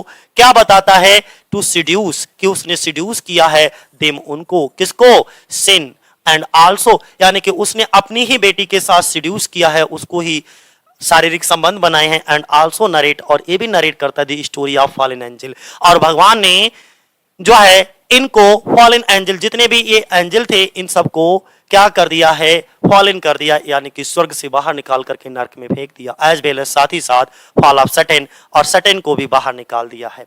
तो अब आपको समझ आ गया होगा कि भैया इसमें क्या कहा गया है राफेल के बारे में। राफेल बहुत ही प्यारा सा है, ठीक है। राफेल ये स्वर्ग के महादूतों में से एक है, जो भगवान के दूतों में से एक के रूप में कार्य करता है। जो राफेल होता है वो एडम को, जो सटन होता है, उसकी साजिशों के बारे में सूचित करता है, बताता है, ताकि उन्हें किसी भी तरीके से बहकाया ना जा सके। यानी कि जो सिन है, सिन को वो बहका ना सके। और जो स्वर्गदूत हैं, उनकी कहानी, साथ ही साथ सतन के पतन की कहानी भी उनको सुनाता है, कि किस तरीके से जो सटन है उसका फॉलन हुआ था, तो उसके पतन की भी कहानी सुनाता है। अगला क्वेश्चन देखो, इसमें इसी क्वेश्चन नहीं है, इसी में देखिएगा, one of the archangel of heaven and messenger of God. ये तो आपको पता ही है, गॉड सेंट्स, ये जो भगवान होते हैं वो राफेल को भेजते हैं टू वार्न, चेतावनी देने के लिए, किसको, एडम एंड ईव को। एंड कन्विंस करने के लिए, जाओ कन्विंस करो, ठीक है, उन्हें बताओ अच्छे से, एडम और ईव को। क्या लेस्ट का मतलब, LEST, लेस्ट, लेस्ट का मतलब होता है कहीं ऐसा ना हो कि। और ग्रामर में लेस्ट के बाद हमेशा शुड का प्रयोग किया जाता है, शुड प्लस V1, यानी कि शुड प्लस वर्ब की फर्स्ट फॉर्म। और इसका हिंदी मीनिंग कहीं ऐसा ना हो कि they should fall into the devil's trap, कहीं ऐसा ना हो कि ये एडम और ईव दोनों वो सटन के ट्रैप में, जालसाजी में, षड्यंत्र में फंस जाएं। ठीक है, तो अब आपको समझ आ गया होगा कि आखिर इसमें क्या कहा गया है, किसके लिए, राफेल के लिए। तो राफेल कौन है, one of the archangel of heaven है, ये भगवान का एक मैसेंजर भी है। भगवान राफेल को एडम और ईव के पास भेजते हैं और उन्हें समझाने के लिए कहते हैं कि जाओ और एडम और ईव को समझा करके आओ, कहीं सटन के जाल में ये लोग फंस ना जाएं। राफेल एडम और ईव के पास जाता है और उनके साथ कुछ समय व्यतीत करता है, खाना भी खाता है। कौन, राफेल, किसके साथ, एडम और ईव के साथ। और उन्हें यह बताता है कि किस तरह से सटन ने भगवान के साथ स्वर्ग में बगावत कर दी, युद्ध छेड़ दिया और उन्हें वहां से बाहर निकाल करके नरक में फेंक दिया। इसके बाद भगवान ने सटन को वहां से, स्वर्ग से निकाल करके नरक में फेंक दिया। तो इसी का बदला लेने के लिए जो सटन है ना, वो अब भगवान से बदला लेना चाहता है। इसी बात का बदला लेने के लिए सटन जो है क्या करेगा, भगवान से बदला तो लेना चाहता ही है कि तुम किसी के जाल में। अब क्या हुआ, वो उससे बदला लेना चाहता है, तो भगवान ये चाहते हैं कि मुझे इसीलिए यहां पर भेजा है तुम्हारे पास भगवान ये चाहते हैं कि तुम किसी के जाल में मत फंस जाना। यदि तुमने भगवान की आज्ञा का उल्लंघन किया तो तुम्हें भी सजा दी जाएगी, इसलिए मैं तुम्हें पहले से ही चेतावनी देने आया हूं। तो समझ में आया कि अब देखो एक कैरेक्टर और है, यूरियल। अब अगला कैरेक्टर कौन सा आएगा आपका, यूरियल है। अगर हम यूरियल की बात करते हैं, थोड़ा छोटा कर दें, ठीक है भैया, ओहो सिट, एक मिनट दोस्तों बस, हाँ ठीक है, यूरियल की बात करते हैं। ये यूरियल कौन होता है, तो ध्यान रखना ये कोई और नहीं, ये भगवान का ही एक एंजल है जो सटन के साथ मिल गया है, और लेकिन इसे जल्दी ही अपनी गलती का एहसास हो जाता है और भगवान के पास वापस लौट आता है। उसका चरित्र पश्चाताप की शक्ति को प्रदर्शित करता है।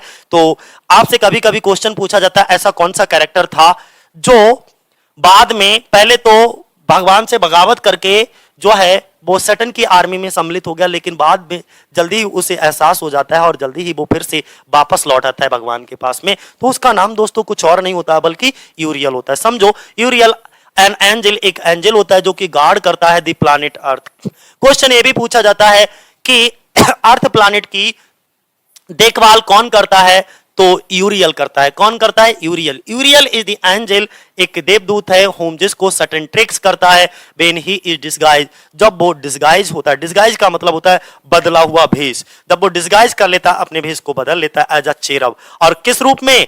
क्योंकि इसे अपना रूप बदलने में माहिर था, इसको ये पावर थी, शक्ति थी, ठीक है, तो चेरब के रूप धारण कर लेता है यूरियल एज अ गुड एंजल, जो कि एक और अच्छा एंजल है, गार्जियन, संरक्षक भी है। Tries to correct this error, और इस एरर को क्या करता है? करेक्ट करने की कोशिश करता है by making the other angels aware of Satan's presence. तो समझ में आ गया ये कौन है भाई? यूरियल। तो यूरियल के बारे में तो आपको समझ में आ गया होगा, ये भी एक देवदूत है जो पृथ्वी ग्रह की रक्षा करता है। यूरियल एक वह फरिश्ता है, वह एंजल है जो सैटर्न को भी चकमा देता है जब वह चेरब के रूप में अपना रूप धारण करता है। तो यूरियल एक अच्छे देवदूत और अभिभावक के रूप में अन्य जो स्वर्ग के देवदूत होते हैं उनको सैटर्न की उपस्थिति में ही अवगत करा करके अपनी त्रुटि को सुधारने की कोशिश करता है। अब आगे, Uriel one of God the planet of earth, he is also an angel of God. Okay, fooling him Saturn's enters the garden of Eden. ठीक है, इसमें क्या करता है यूरियल? तो सब चीजें तुम्हें पता ही लग गया, ये ईश्वर का एक दूत भी है और उसे बेवकूफ बना करके सैटर्न जो है ईडन ऑफ गार्डन में प्रवेश कर जाता है। किसको? एरियल को बेवकूफ बना करके सैटर्न जो है वो एंटर कर जाता है किसके अंदर? गार्डन ऑफ ईडन के अंदर। ठीक है, तो अगर क्वेश्चन ये पूछा जाए कि सैटर्न ने किसको मूर्ख बना करके गार्डन ऑफ ईडन में प्रवेश किया तो आप तुरंत नाम लोगे, किसका नाम लोगे? एरियल का। एब्डियल कौन होता है? एब्डियल के बारे में समझो, ये भी एक एंजल है हु इज एट फर्स्ट सबसे पहले कंसीडर माना जाता है ज्वाइनिंग सैटर्न्स द रिबेलियन। बड़े ध्यान से समझना, बहुत इंपॉर्टेंट है, क्वेश्चन पूछा जाता है। जो एब्डियल है ये क्या है?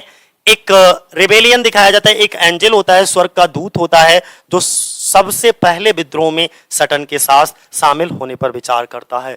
अगर क्वेश्चन ये पूछा जाए कि सैटर्न की आर्मी में सबसे पहला देवदूत, आर्मी को ज्वाइन करने वाला सबसे पहला देवदूत कौन होता है, तो आप एब्डियल का नाम लोगे। एब्डियल जो होता है वो सबसे पहले ज्वाइन करता है किसकी? सैटर्न की आर्मी को। But argues against Saturn and rebel angels and return to God. ओ, ये अब वापस आता है, ठीक है। विद्रोही यही सबसे पहले जो है वो सैटर्न की आर्मी में शामिल भी होता है, लेकिन सैटर्न और विद्रोही जितने भी होते हैं एंजल्स के खिलाफ बहस करता है और भगवान के पास दोबारा वापस लौट आता है। उसका चरित्र जो है वो पश्चाताप की शक्ति को प्रदर्शित करता है। किसका? एब्डियल का। तो हिज कैरेक्टर डेमोस्ट्रेट करता है, प्रदर्शित करता है। डेमोस्ट्रेट का मतलब होता है प्रदर्शित करना। द पावर ऑफ रेपेंटेंस, रेपेंटेंस का मतलब होता है पछताना। तो पश्चाताप के कैरेक्टर को डेमोस्ट्रेट कौन करता है? एब्डियल।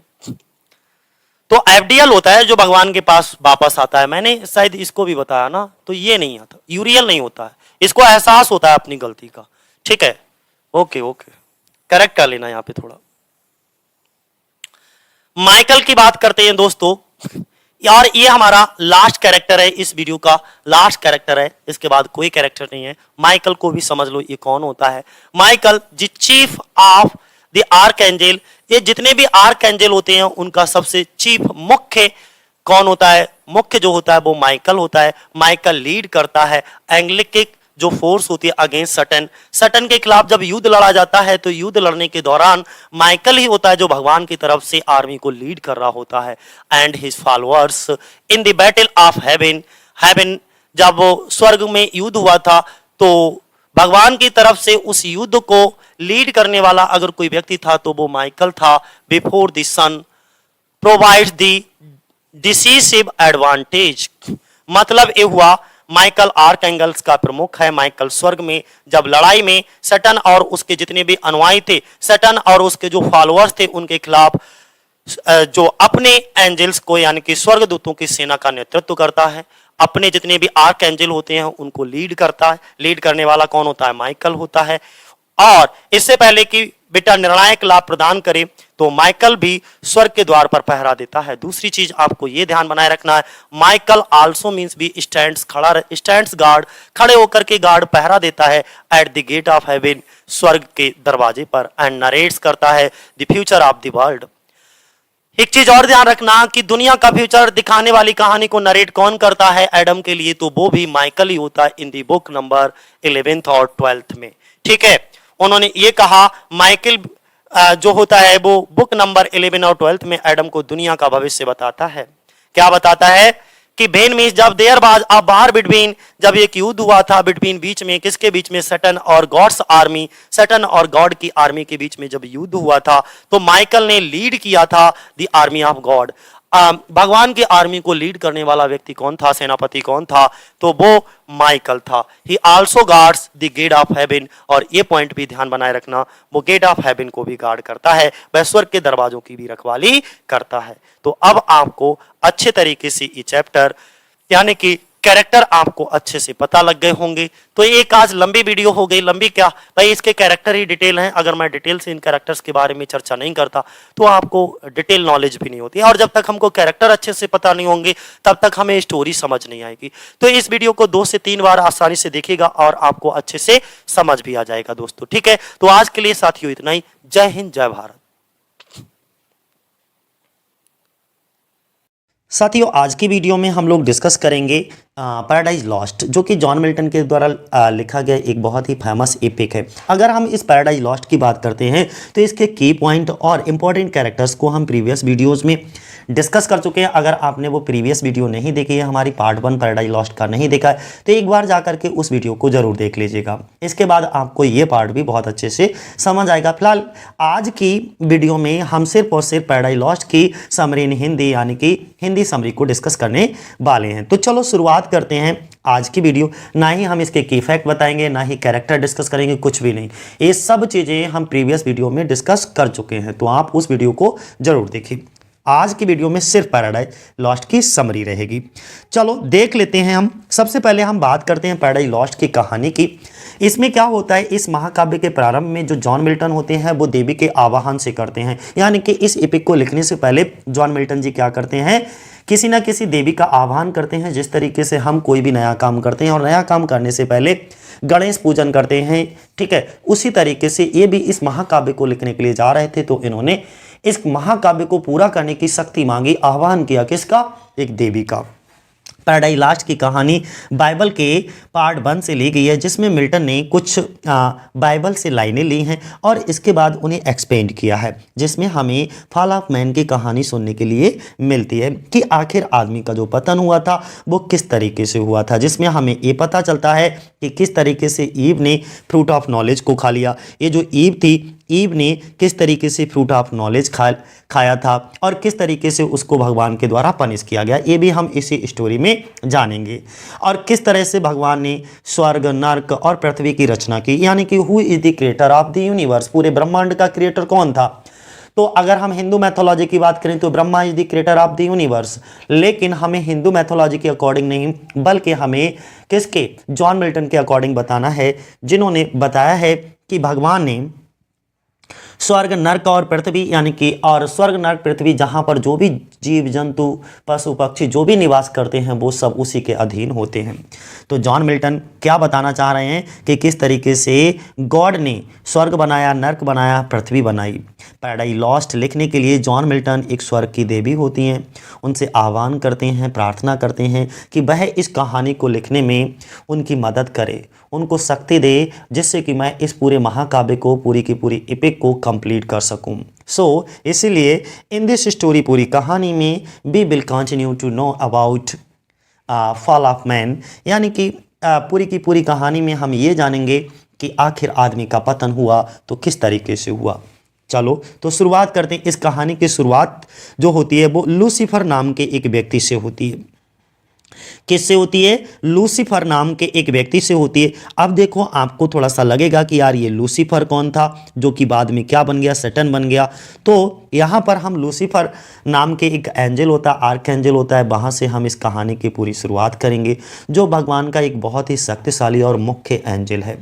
उसे अपनी ताकत पर बहुत घमंड हो गया है, किसको, लूसीफर को, और वह भगवान से जलने लगता है। वह सोच रहा है कि उसे भगवान के विरुद्ध बगावत करनी चाहिए। लूसीफर अपने मन में सोच रहा है, ये व्यक्ति अपने मन में सोच रहा है कि क्यों ना हमें भगवान के प्रति बगावत कर देनी चाहिए। ठीक है।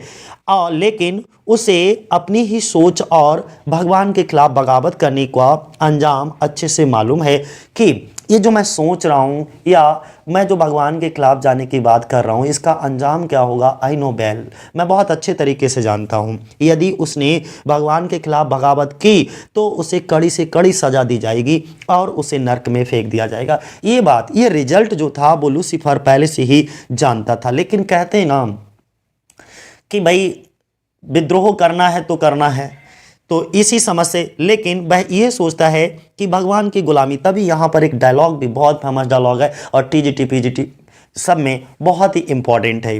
तब वो कहते हैं कि भगवान की गुलामी करने से अच्छा है वह नर्क का राजा बन करके रहे। इसीलिए वह अपने साथ भगवान के कुछ और एंजल्स को ले लेता है, उनको बहला फुसला करके बलगरा देता है, ठीक है। और लूसीफर उन एंजल्स को अपनी तरफ कर लेता है और भगवान से अब बगावत कर देता है। कौन? लूसीफर। अभी उसका नाम लूसीफर ही है, जब तक वो भगवान से बगावत नहीं करता तो भगवान के द्वारा दिया गया सैटर्न को नाम है। तो अगर आपसे ये क्वेश्चन पूछा जाए कि भगवान के द्वारा सैटर्न को कौन सा नाम दिया गया, तो लूसीफर। बाद में भगवान इस नाम को छीन लेते हैं जब वो उनसे बगावत कर देते हैं, इसको नर्क में फेंक दिया जाता है। तो फिर इससे ये लूसीफर नाम जो आर्क एंजल वाला, एंजल्स वाला नाम है, वो छीन लिया जाता है। लूसीफर वैसे भी देखने में बहुत खूबसूरत, सुंदर, प्यारा सा, अट्रैक्टिव दिखता है, ठीक है। भगवान की आर्मी के साथ लूसीफर की आर्मी का युद्ध होता है। एक तरफ भगवान की आर्मी है, दूसरी तरफ लूसीफर की आर्मी है, दोनों के आपस में युद्ध होता है। लूसीफर को भगवान की आर्मी हरा देती है। जो लूसीफर होता है उसको जो भगवान की आर्मी होती है वो क्या कर देती है, हरा देती है और उन्हें जंजीरों में बांधकर नर्क में फेंक देती है। किसकी? भगवान की आर्मी। किसको नर्क में फेंक देती है जंजीरों में बांध करके? सैटर्न की आर्मी को और सैटर्न को। कुछ ही टाइम बाद लूसीफर और उसके साथी उन जंजीरों से मुक्त होकर के एक जगह ढूंढ लेते हैं। लेकिन कुछ समय बाद क्या होता है, ये लूसीफर और उसके जो साथी होते हैं वो कुछ जगह ढूंढ लेते हैं। अब जब ये जगह ढूंढ लेते हैं उस जगह का नाम क्या रखा जाता है? पेंडेमोनियम। ध्यान रखना, उस जगह का नाम क्या होता है? पेंडेमोनियम होता है। अब ये सारे लोग जो नर्क में फेंक दिए गए थे इसी जगह पर बैठ कर के मीटिंग करते हैं कि किस तरह से भगवान के खिलाफ विद्रोह किया जाए, किस तरह से भगवान से बदला लिया जाए। अब नर्क में आने के बाद क्या हुआ, कुछ जो लूसीफर नाम था, अब ये लूसीफर नाम उसका चेंज हो जाता है और इसका नाम क्या हो जाता है? सैटर्न। तो हम क्या करेंगे, नर्क में आने के बाद में लूसीफर को हम सैटर्न के नाम से जानेंगे। अब हम बात करते हैं थोड़ा सा आगे अगर हम बात करें तो क्या होता है, एक दिन जब सैटर्न और उसके सभी साथी पेंडेमोनियम नामक जगह पर बैठे हुए मीटिंग कर रहे होते हैं तो ये विचार कर रहे होते हैं कि किस तरह से भगवान के खिलाफ एक बार फिर से युद्ध किया जाए।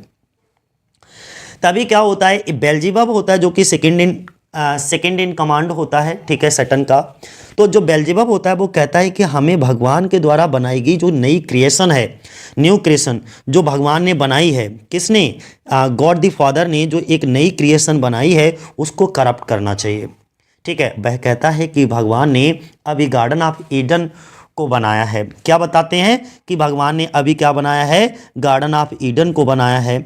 और जब उन्हें यह पता लगता है कि भगवान के द्वारा गार्डन ऑफ ईडन को बनाया गया है जिसमें अनेक तरह के पेड़, पक्षी, पशु और सबसे खास चीज़ उसमें इंसान है, कि इसमें गार्डन ऑफ ईडन में बहुत सारे पेड़, पशु, पक्षी और सबसे खास चीज़ क्या है कि इसमें भगवान ने एक इंसान को बनाया है। हमें भगवान से बदला लेने के लिए उसे करप्ट करना चाहिए। सैटर्न इसके लिए मान जाता है और वह नर्क से इंसान से मिलने के लिए गार्डन ऑफ ईडन की तरफ बढ़ने लगता है। कौन गार्डन ऑफ ईडन की ओर बढ़ रहा है? सैटर्न। जैसे ही वह नर्क के गेट पर पहुंचता है, सैटर्न को अपने बच्चे मिलते हैं। उनके बच्चों का नाम होता है सिन और डेथ। तो ध्यान बनाए रखना कि एडम को अपने ही बच्चे उस गेट पर मिलते हैं और उनका नाम क्या होता है दोस्तों? सिन और डेथ। क्या नाम होता है? सिन है और ये डेथ है। ये सिन है। सिन के ऊपर का हिस्सा जो है वो एक स्त्री का है और नीचे का हिस्सा एक सांप का है। सिन और डेथ अपने पिता सैटर्न के लिए क्या करते हैं, एक सेतु का निर्माण करते हैं जिसकी वजह से सैटर्न नर्क से धरती पर आसानी से आ जा सके। तो ये दोनों सिन और डेथ क्या करते हैं, अपने पिता के लिए जो है क्या करते हैं, स्वर्ग में एक पुल का निर्माण करते हैं जिससे कि वो आसानी से स्वर्ग से यानी कि नर्क से धरती पर आसानी से आ जा सके। दूसरी तरफ भगवान को सैटर्न की हरकतों का अनुमान लग जाता है। यहाँ पर जो भगवान होते हैं, गॉड दी फादर होते हैं, उनको क्या होता है कि अनुमान हो जाता है और वह भविष्यवाणी करते हैं कि सैटर्न हमारे द्वारा बनाई गई चीज़ों को नुकसान पहुँचाने की कोशिश करेगा, यानी कि वह इंसान को करप्ट करने की कोशिश करेगा। यदि ऐसा हुआ तो इंसानों को इसकी बड़ी कीमत चुकानी पड़ेगी और बाद में ईसा मसीह को धरती पर जन्म लेना पड़ेगा और मनुष्य के लिए सेक्रीफाइस करना पड़ेगा और मनुष्य के सारे पापों को उन्हें अपने ऊपर लेना पड़ेगा। इस किसके बारे में बात की, God the sun. God the सन जो हैं वही ईसा मसीह के रूप में धरती पर जन्म लेंगे और मनुष्य के सारे पापों को अपने ऊपर ले लेंगे और मनुष्य के लिए जो गॉड दी सन है वो क्या करेंगे, सेक्रीफाइस करेंगे, यानी कि ईसा मसीह के रूप में जब जन्म लेंगे तो वो मनुष्य के लिए क्या करेंगे, सेक्रीफाइस करेंगे। काफ़ी ढूंढने के बाद सैटर्न को भगवान द्वारा बनाया गया गार्डन ऑफ ईडन मिल जाता है। काफ़ी देर तक जब ये ढूंढता रहता है तो जो भगवान के द्वारा गार्डन ऑफ ईडन बनाया गया था ये उसको सैटर्न को क्या होता है, मिल जाता है। सैटर्न इसमें प्रवेश करने के लिए अपना भेष बदलता है और वह द्वार पर खड़ा हुआ एक पहरेदार होता है, द आर्क एंजल यूरियल। कौन होता है, गार्ड यानी कि एक पहरेदार खड़ा होता है जिसका नाम होता है यूरियल। ये जो यहाँ पर आप पिक में देख पा रहे होगे ये यूरियल है। ये यूरियल जो होता है से कहता है कि मैं भगवान के द्वारा बनाई गई एक शानदार चीज़ को देखना चाहता हूँ और तुम्हारे हत्यारों को भी देखना चाहता हूँ और उन्हें देखकर इनकी तारीफ करना चाहता हूँ।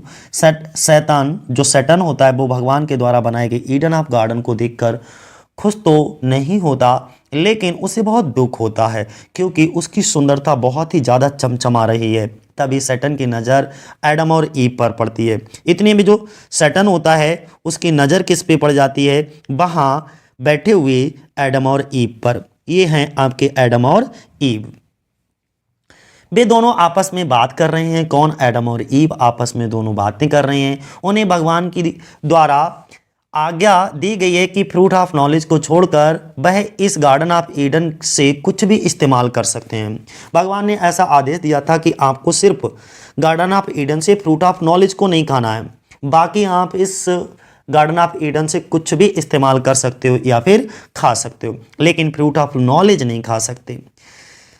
यह बात सैटर्न सुन लेता है। ये बात जो सैटर्न होता है वहीं पर खड़ा होता है भेष बदल करके, वो सुन लेता है।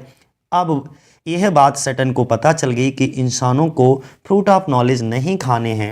इंसानों को क्या नहीं खाना है, फ्रूट ऑफ नॉलेज नहीं खाना है। भगवान ने उन्हें इन्हें खाने के लिए मना किया हुआ है।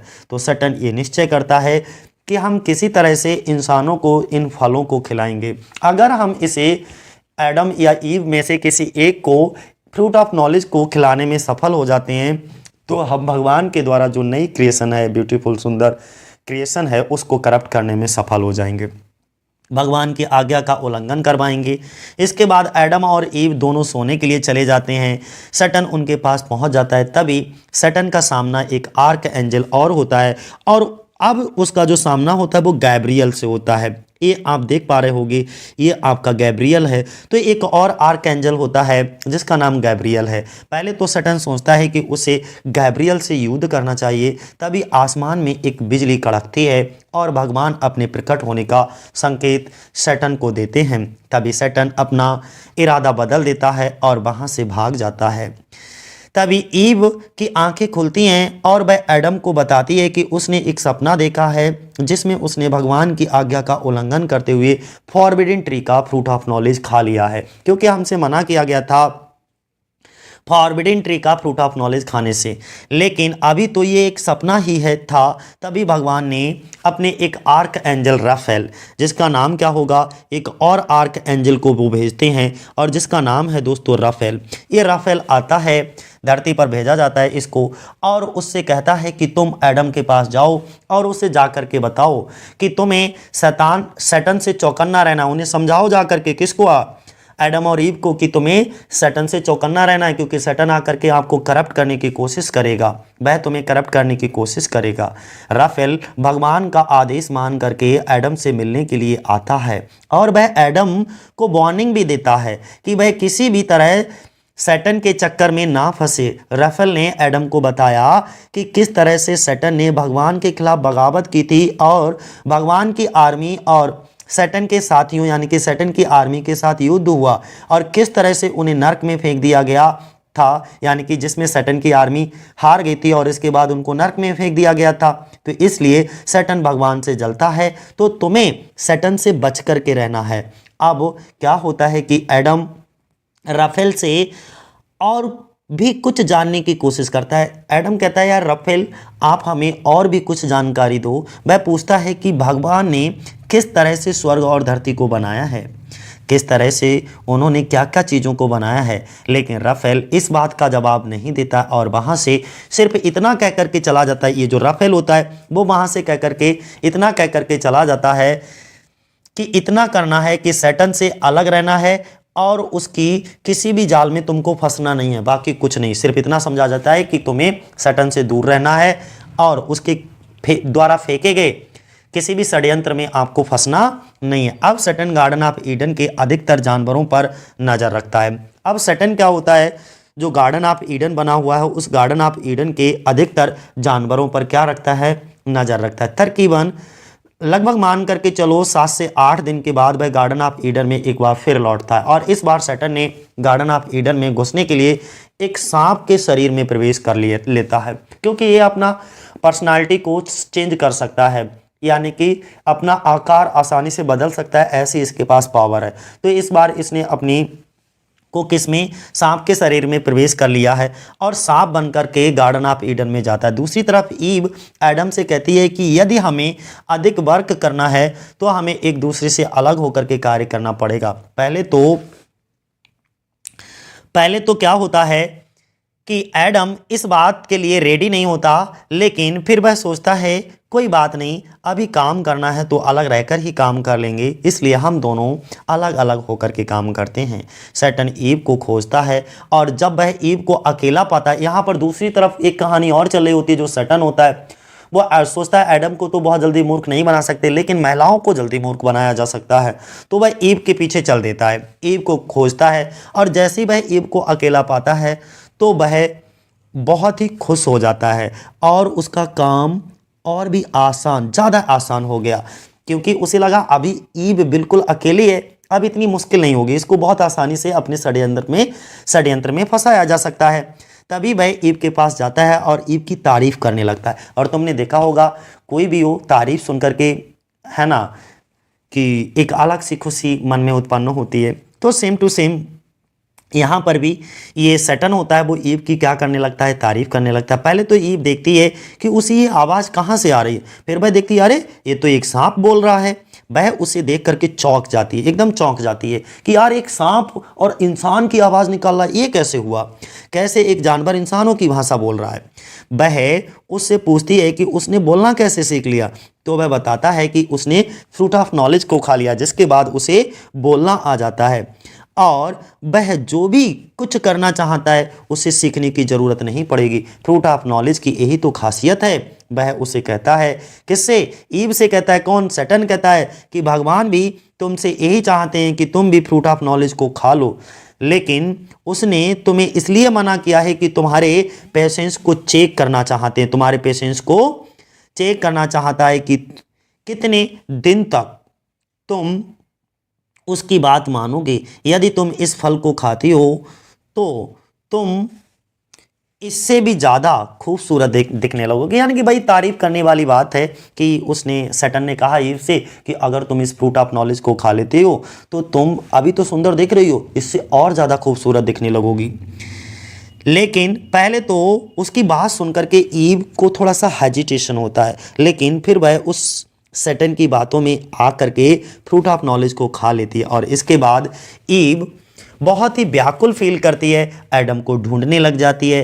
एडम को बताती है कि उसने फ्रूट ऑफ नॉलेज को खा लिया है। अब एडम समझ जाता है कि भगवान उसे सजा देंगे और उसे गार्डन ऑफ ईडन से निकाल देंगे। लेकिन एडम ईव से अलग होना नहीं चाहता। लेकिन ये जो एडम है वो किसी भी तरीके से ईव से अलग होना नहीं चाहता है, इसीलिए वह भी फ्रूट ऑफ नॉलेज को खा लेता है, चाहे इसका रिजल्ट अब कुछ भी हो। जब एडम भी फ्रूट ऑफ नॉलेज को खा लेता है तो इन दोनों के अंदर लस्ट की भावना आ जाती है। जब इन दोनों के अंदर लस्ट की भावना आ जाती है तो पहली बार ये फिजिकल रिलेशन बनाते हैं। भगवान को इस बारे में पता चलता है कि एडम और ईव ने उनकी आज्ञा का उल्लंघन करते हुए फ्रूट ऑफ नॉलेज को खा लिया है। तो वह अपने पुत्र को भेजते हैं और उनके पुत्र का नाम होता है गॉड द सन। क्या नाम होता है? गॉड द सन उनके पुत्र का नाम होता है। उनको भेजते हैं और उन्हें सजा देने के लिए कहते हैं कि जाओ और उन्हें सजा देकर आओ। तो वह उन्हें सजा देने के लिए पृथ्वी पर जाते हैं।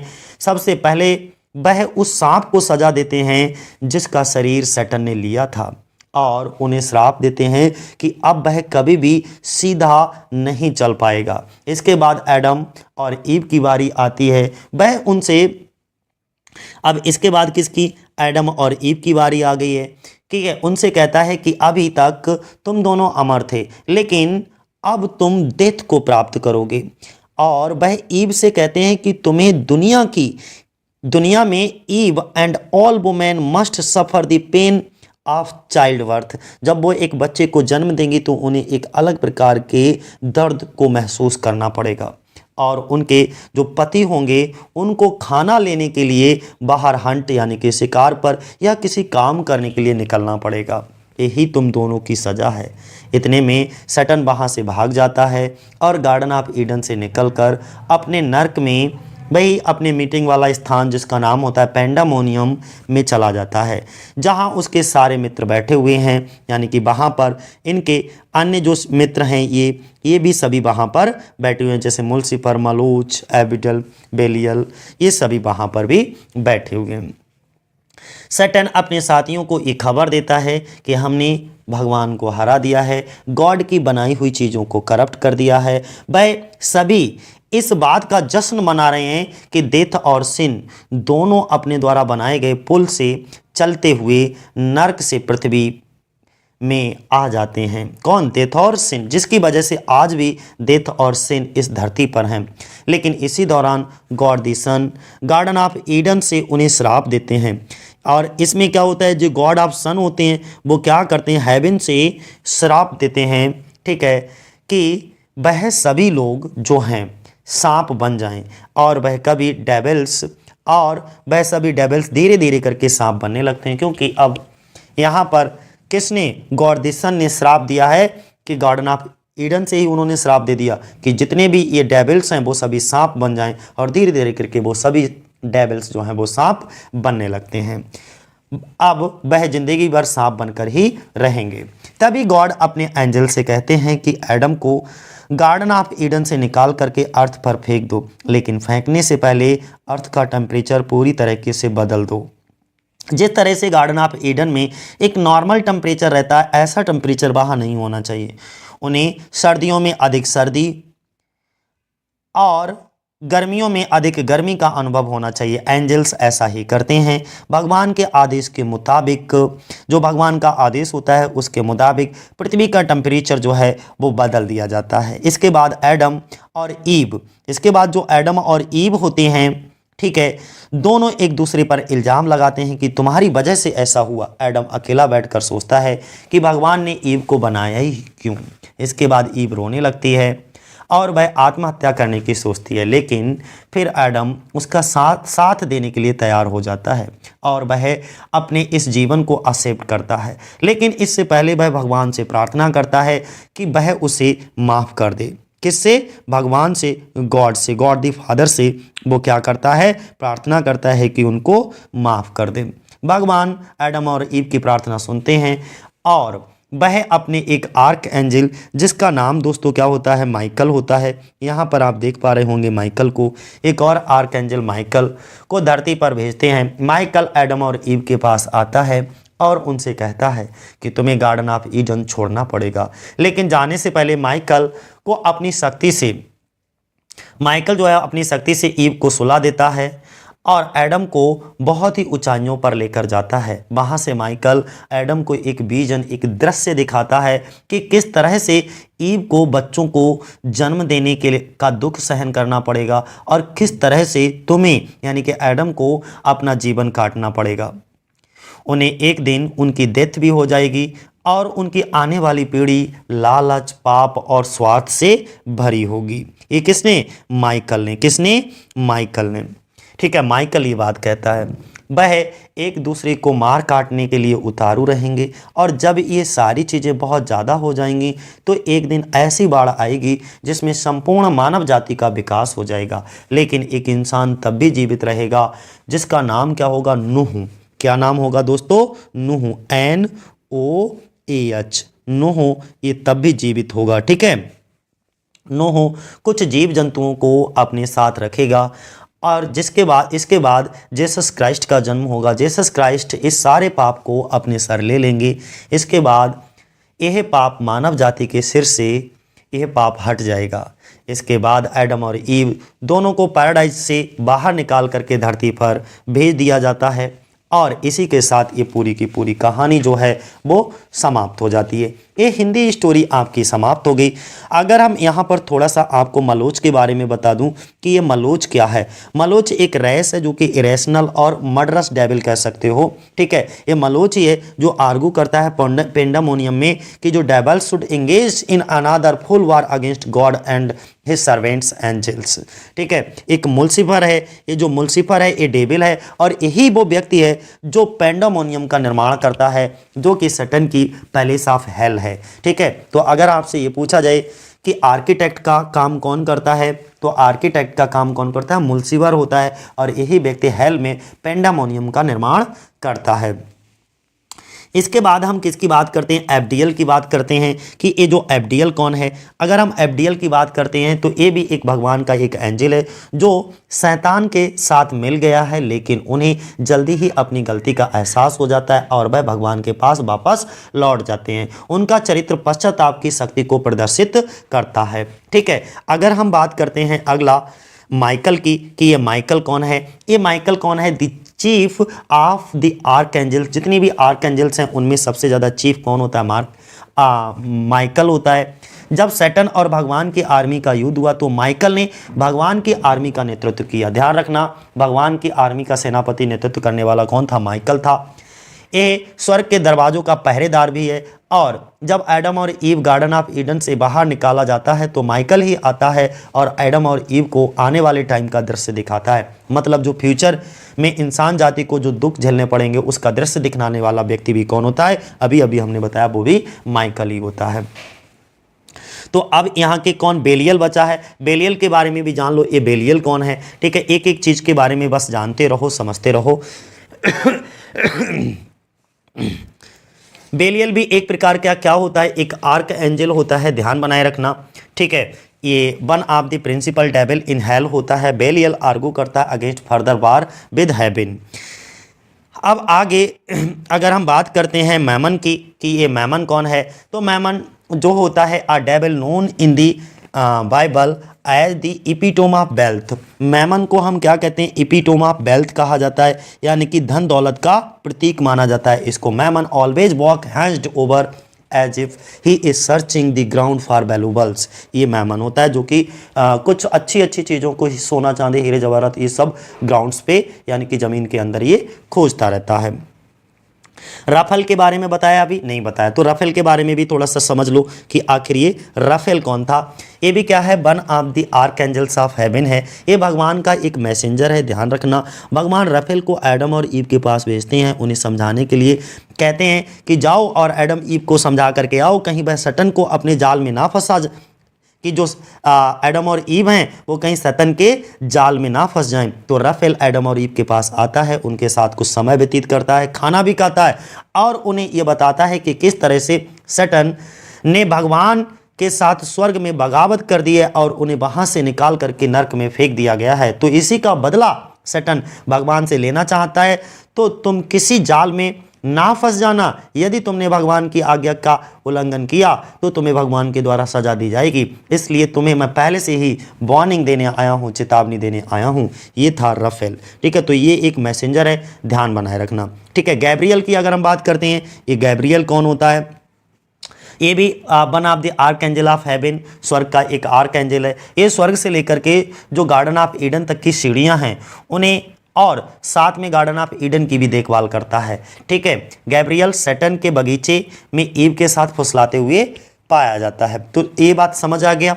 आगे देखो, नेक्स्ट हम किसकी बात करेंगे? सिन और देत की भी अच्छा बात कर लो। ये जो देत है ना, इसमें देत की अगर हम बात करें तो सैटर्न एक बार अपनी बेटी जो है, पहले हम सैटर्न की बात करते हैं।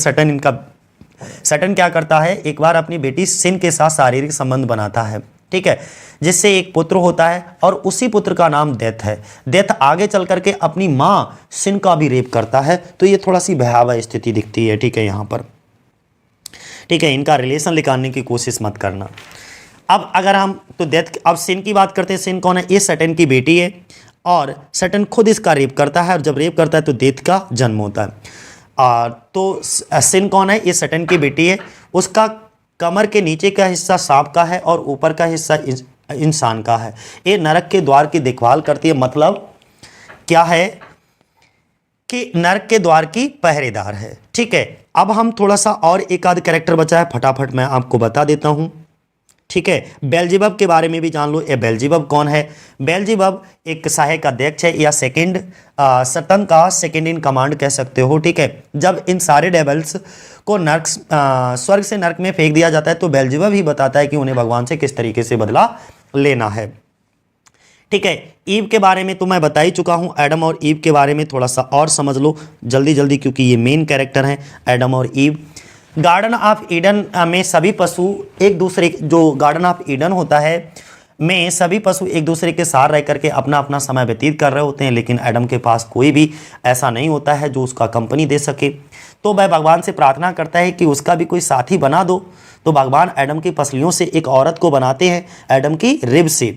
ठीक है, तो उसी का नाम क्या होता है? ईव होता है। और ये धरती की दूसरी इंसान है और पहली औरत दूसरी इंसान। अगर हम एडम की बात करते हैं तो एडम कौन है? एडम जो है वो ये जो भगवान होते हैं गार्डन ऑफ ईडन का निर्माण करते, तो वहां पर पेड़ पक्षी पशु सब बनाते, उन्हीं के साथ भगवान जी एक मेल इंसान को भी बनाते हैं, और उसी का नाम क्या होता है? एडम होता है। ठीक है, गॉड दी सन, आपको पता है गॉड दी सन कौन होते हैं? चलो यहाँ पर गॉड दी सन को भी समझ लो। ये गॉड दी सन कौन है? ये भगवान के बेटे हैं। जब एडम और ईव भगवान की आज्ञा की अवहेलना करेंगे तो वह गार्डन ऑफ ईडन में जाकर के सैटर्न और सैटर्न, एडम, ईव इन सब को सजा दे करके आएंगे।